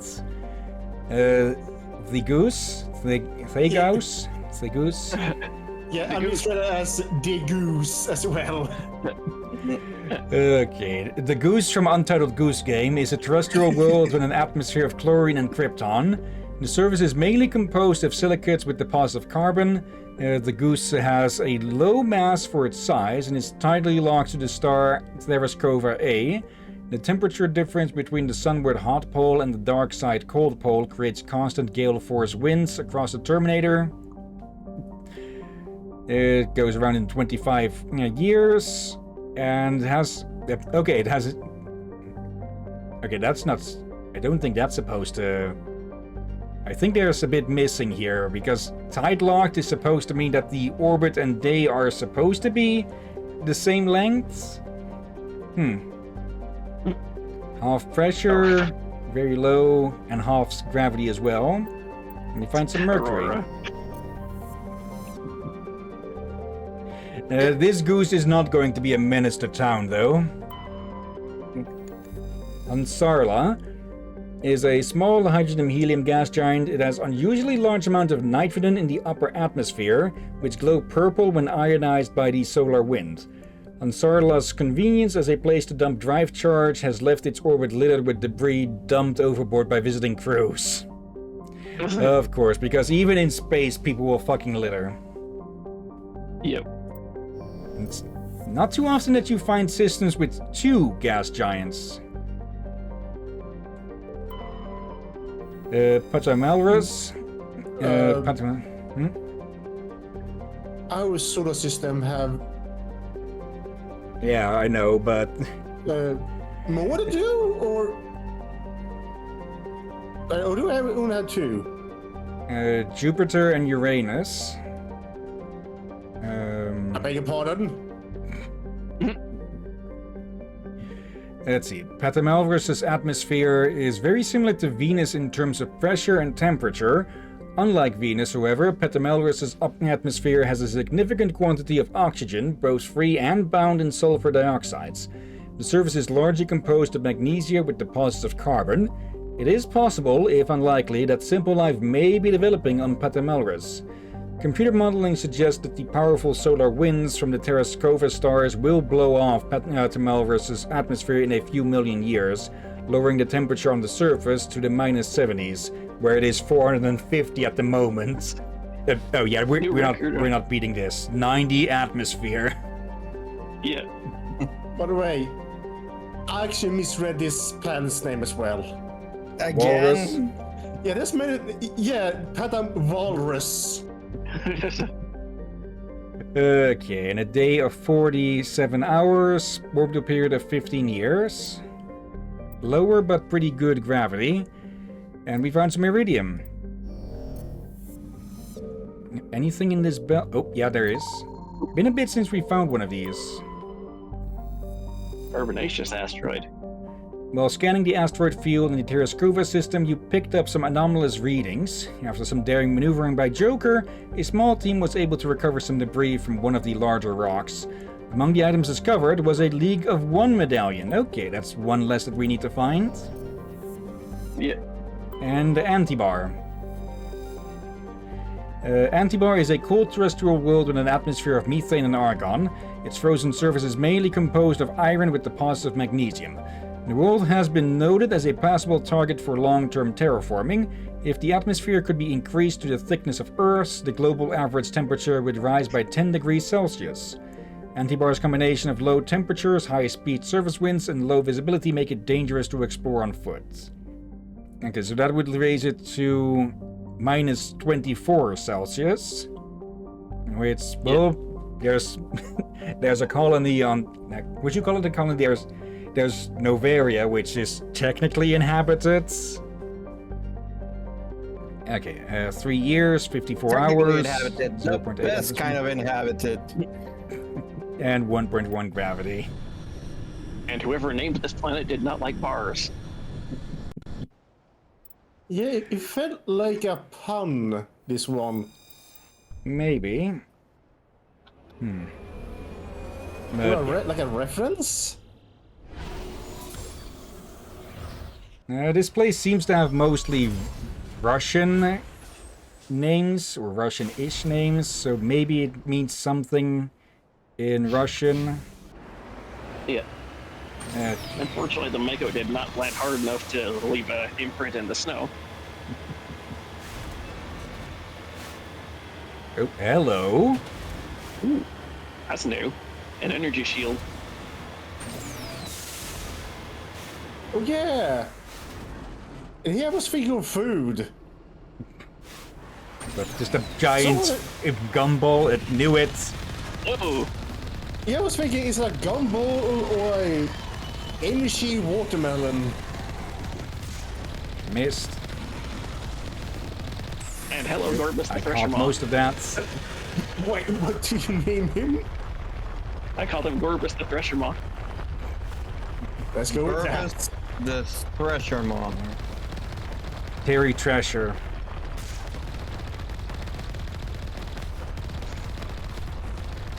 Yep. Captain. Yep. Okay, Terry didn't like that. I don't think he likes his name. What about Terraformers the Invincible? Well, we'll see on how invincible he is. Or we can just call him Terrence. Terry, Terrence you the Tiny. Terrence the Terraformer. Also, you just made that. Also, you just made the damn thing rip. Wait, the Treasure Mode drift? No, the Mako. No, he flew and made it drift. Okay. Yeah. Oh, okay. We're a bit close to the border. There we go. Oh, not yet. There we go. Also, I think you want to take a look at the chat, Captain. Let's see. Aurora, sensory tentacle. No, it is not sticking its dick out of the ground. Yeah. And apparently the thing did not like gas. Okay, the vehicle and the human corpses show the telltale signs of Geth weapons fire. The Geth have been mangled by the Thresher Maw. At least they got what was coming to them. Also, Captain, I've been learning about octopuses from some YouTubers reacted to. Oh, I forgot what his name is. He talks about animals in a bit more comical way. So not Casual Geographic, because you'd remember him. Yeah, I would remember. Everything was Sack or something? Oh, Australian? No, that's Pass. Pats. Something. That one I would remember, but I have learned a lot of things about octopus's tentacles that I'm surprised how multi-purpose their tentacles are. Okay, like, I can't they use them identify for what gripping this things, and they use the tentacle for taste things as well, and they also use for by the YouTuber's term, exploding to impregnate the female. I mean, I've heard a specific tentacle for that, and only one. Yeah, sorry, but yeah. Sorry, I was just gonna say, I've heard of going out with a bang, but that's a bit much. Yeah, so you see an octopus missing a tentacle, it's either lost, either sacrifice a tentacle to, yeah, they can do that, sacrifice a tentacle to get rid of a predator, or it voluntarily lost it during mating. It either lost it to battle, or it lost it to quote-unquote battle. Yeah, like, octopuses are one of those things that you use, when you learn, you wonder, what the heck did modern nature, what were they doing when they came up with that? Let's see. Searching the ruins, you discover a Protean data disk.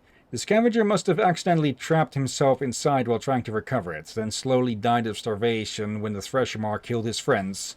A grim way to go. I can't... The helmet on this guy looks more Thurian, but the body is more human. Curious? And also I see Aurora's replied. That's Aurora the Silence.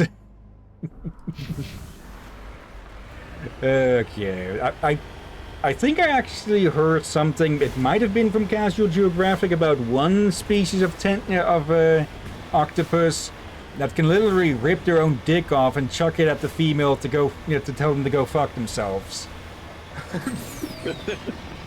That's disturbing. A way to do it. I think it is in part because the males have a habit of getting eaten by the female. Because they're much smaller. So they came up with a smarter way than spiders. Yeah. Okay. No, not really. The spiders are learned to bring offering.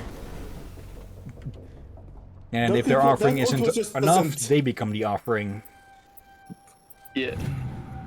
Magnesium. What the heck?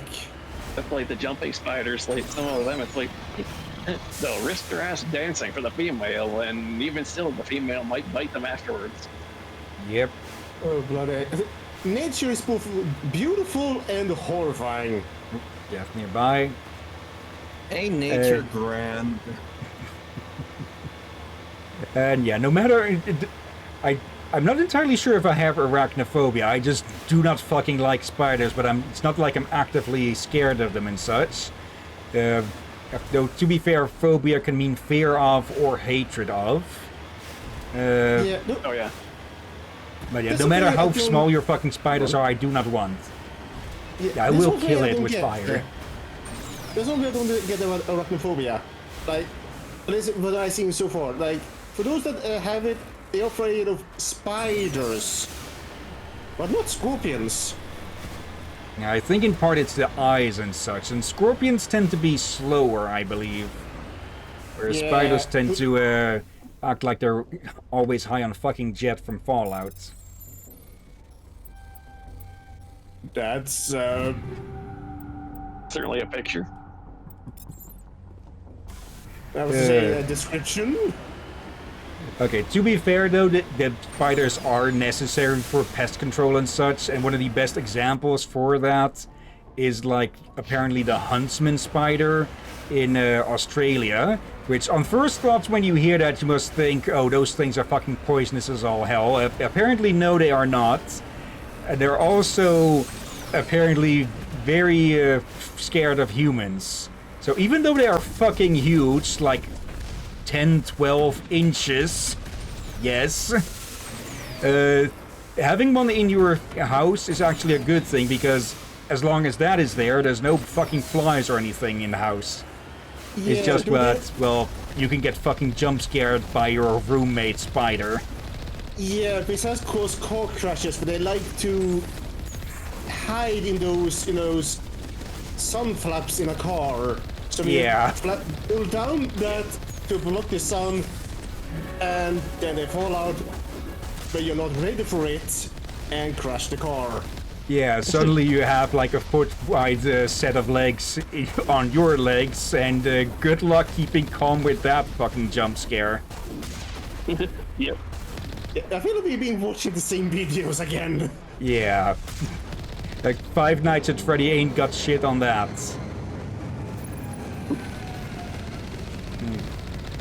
Okay, second verse, same with the first. It's not like a wasp or something, just it's missing certain parts. Yeah, the wings. Yeah, and okay, this one just fucks off. Yeah, and it depends on the angle, it kind of end up looking like a shoe at times. But that's a prime. Those are two primes. The primes are the big ones, as you can see. Yeah. Basically, they are a version of power armor, you could say. I think we learn it from 2, but in 2, we learned that the primes are actually like a secondary networking hub. Yeah. They're basically their commanders. Oh dear. Yeah. So killing one is like killing 10 gas at once. And more like killing 10 weapons platforms of theirs. Okay.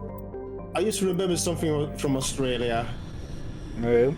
I forgot the name of the snake, but it's one of the most venomous snakes in the world, and there's no cure for it. Yeah, and I believe it's also one of the smallest fucking ones. Yeah, and yet it's poison mainly to hunt mice. Yeah. Like, it's a case of why have such an overkill of a bite? Why not? Because Australia likes to act like everything needs to be hunted with a fucking railgun. Okay.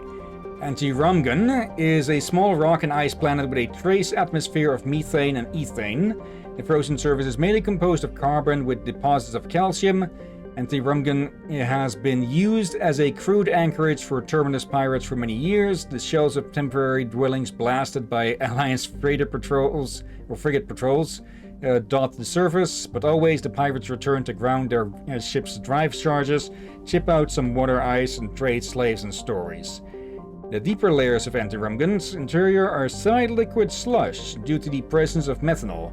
It is thought that bacterium in the deep core create this natural antifreeze. Some species of Terminus pirates drill through the ice crust to recover this natural alcohol. Of course. Of course. Improvised space rum. Okay, 4-year orbital period, a day of 32 hours, no atmosphere though. Extremely low temperature, but still pretty good gravity. Okay. Something about a light metal? Bloody heck. Yeah. Sagulrus is a small terrestrial planet with a thin atmosphere of nitrogen and argon. The frigid surface is mainly composed of water ice, which can be plainly seen in the bottoms of recent craters. The dark coloration of the surface is caused by a carbon and ferrous material pushed up from the denser core by cryovolcanic processes. Okay. Orbital period of about 2 years, a day of 64 hours, half pressure, low temperature, and half gravity. Yeah, also, the other planet we were at, I misread its name as well. What did you read it as? What did you misread? Anti-rum gun. Why is the rum my gun? My brain somehow switched 2 letters around. Pressure is a relatively small hydrogen and helium gas giant with large amounts of hydrocarbons in the middle layers of the atmosphere. When the Krogan rebellions ended 3 millennia ago, the Turian chief of naval operations, a distinguished soldier named Mercury, declared his immediate retirement. He disappeared into what was then uncharted territory. It was only 200 years ago that his ship was found on the surface of Pressure's largest moon. It had landed gently and been deliberately shut down. Of Admiral Mercury, however, no trace was ever found. Okay. Huh. So either he went to die here, and someone recovered his body, or, well, someone parked his ship here afterwards. Okay, Junthor is a large terrestrial planet with a thick atmosphere of carbon dioxide and chlorine. The surface is mainly composed of aluminum with deposits of nickel. Surveyors found the ruins of a technical civilization near the equator, evidently the colony of an ancient spacefaring race. The ruins have subsided to almost nothing, merely wind-hollowed husks of arcologies and other megastructures. In the center of the ruins was a single column whose descriptions defied translation for several centuries. When the sorry linguist finally managed the translation, the elaborate relief carvings said merely, "Walk among these works and know our greatness." And the crude scratches on the base of the reverse side said, "Monsters from the id." Okay. This goes around real fast, 0.2 years, a day is 57 hours about, almost 1 atmosphere, low temperature, and almost 1 gravity as well. Wait. What? This feels like a reference. Could be. Maybe. I was gonna say that maybe those alien left us as a warning to the rest, being like, if you find this, just beware. There's monsters out there in space. Could be. Let's see. Scans revealed a wrecked freighter orbiting one of Juntor's smaller moons. A recon team found no signs of life, but they did recover one of Matriarch Dilanaga's writings. This Matriarch must have been a very prolific writer if we keep finding her stuff. Yeah. Rayingri is a small, barren terrestrial world. While it possesses a reasonably temperate climate and number of useful resources, no mining corporation is willing to risk investment. A rogue planetoid, dubbed VUDS by the initial Solarian surveyor team, entered the system approximately 10,000 years ago and was trapped in a decaying orbit around Rayingri. It is nearing the end of its slow spiral inwards. Earthquakes and cyclonic windstorms are increasingly common on Rayingri. Within a few hundred years, the planets will rip each other apart. Some Azari travel consortiums have already announced sponsorship of cruises to observe the spectacle. Of course. Not even an orbital period listed, probably because it won't survive its next orbit. Yeah. Day is 60 hours. Okay, pretty good otherwise. Wait, why are you landing? Because the Geth are here. And it is. We're not going to hang around for literal centuries to wait for this thing to collapse. No, look at the time, Captain. Alright, yeah. Okay. We'll have to finish this, the asteroid, and Vermeer next time then. Yeah. Yeah. Actually, see if you can save here. Well, that would be interesting if you can. Also, you lot need your upgrades. Advanced stasis, and master AI hacking, and first aid. Okay. And we got points still. Yeah, lift. We don't need no Uber here. Definitely not. No. Uber here. We'll be returning to an interesting view, that's for sure. Yeah. Hopefully we can start on time on Thursday. Yeah. Okay, at least I had a decent excuse for today for being late with dinner and such today because, well, steak dinner. Oh yeah. And I had to do a bunch of shit because okay, so we're trying to get my brother's files from high school so that he can like be able to enroll in college, and was like getting including like his book, his like note card, like the report on like what his grades are. Oh yeah. Before it used to be that you paid the school, waited some time, like 3 days to a week, and then came back and they'd give you your fucking notes. Now I apparently need to get, well, okay, you also had to come with a picture and like your ID, but overall it was a lot easier. Now you have to get the ID scanned, get the picture scanned, download this one specific piece of paper to sign off, and get that scanned and send all that shit as a PDF to some other guy. Ugh. Great. God. So just like pulling freaking teeth. Yeah. Yeah.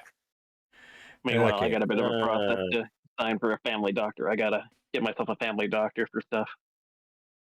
Okay. Yeah, probably a good idea. And apparently Neo 3 has released, as in NIOH, basically the Japanese Dark Souls-ish. We showcased the first one at one point. I didn't even know there was a third one in the works. Huh. I kind of seen it around here and there. I didn't know it was a new though. Okay. Yeah. But yeah, before we end the stream, of course, let's look for someone to raid. It isn't too busy, so I'll list out most of these. We've got Siren Ivy, who is playing We Happy Few. Katie is playing Dying Light the Beast. Jimmy McGinger is playing Legend of Zelda: A Link Between Worlds. Jackson Sam, haven't seen them in a bit, I think, is playing Supermarket Simulator. Intro VT with League of Legends. Myriad Minds is playing Tunic. It's Mr. Castle is playing Helldivers 2. And for the last few, we've got Coradust with Species Unknown, Grem the Wolf with Rimworld, and last but not least, Oblique Omen with Abiotic Factor. I still want to get my hands on that game, but only really as a team game. Because it's basically same. what if Black Mesa scientists poked another hole in reality and had to survive. Yeah. Okay, do any of these sound of interest to anyone, or shall I take a pick? Honestly, I'm kind of interested this time in Abiotic Factor, but beyond that, I'm just kind of tired, and I'm just gonna call it here. I'm fucking tired. I'm finishing some work stuff, and I'm pretty certain I'm just gonna do down some meds and pass out. Heck yeah, rest up well, Ram. Yeah, You guys too. Have a good one. Thank you for joining. No problem. Anyone else got inputs, or? Yes, the game Rom said, "Oh, we raid Dervish fridge." Okay, leave a Krogan's fridge alone if you know what's good for you. Yeah, don't come near my fridge or I'll bite you. Or headbutt you. Okay, Oblique Omen it is then. So, copy, head to our place. Alright. / raid and paste. But before we get started, of course, thank you everyone who may be watching live or later. Thank you, Aurora. And let's see. Thank you, Knight, for lurking. Hello there. And thank you as always, Drakir, Rom, and Irvin. You're welcome as always, my friend. And thank you all for joining and watching this madness. You're welcome indeed. And yeah, tomorrow, hopefully, we'll be able to continue with Zenless Zone Zero. I've been recording some of the Swebian Temple stuff, but I think I'll probably upload that as a separate video because it has added up on quite a bit of length. So if we were to post-commentate that on stream, we'd be busy for an hour with that. So yeah, just going to upload that as an extra thing. And yeah, we'll be continuing with this and finally getting to Vermeer on Thursday. And Saturday, we've got more Witcher to go. Yeah. All right. On Sunday, we did speak about on Sunday to maybe stream more Terminator. Yeah, because we are practically at the finale of that, so... Okay, we'll have to see if ROM is available in the first place. So, yeah. Yeah, hence maybe. And yeah, we'll have to find another game to play with him after then. No, we have the DLC still. Right, yeah, but I keep forgetting DLCs and such. There, Captain, there. Okay, but for now, let's get this raid started. And yeah, thank you all again for watching, and until next time, have a nice day, and until then. Be safe, everyone. Sleep well. And watch out for undead seals. And uninvited guest parties. And yeah, this time I didn't press the button too early. Sorry about that last time. See ya.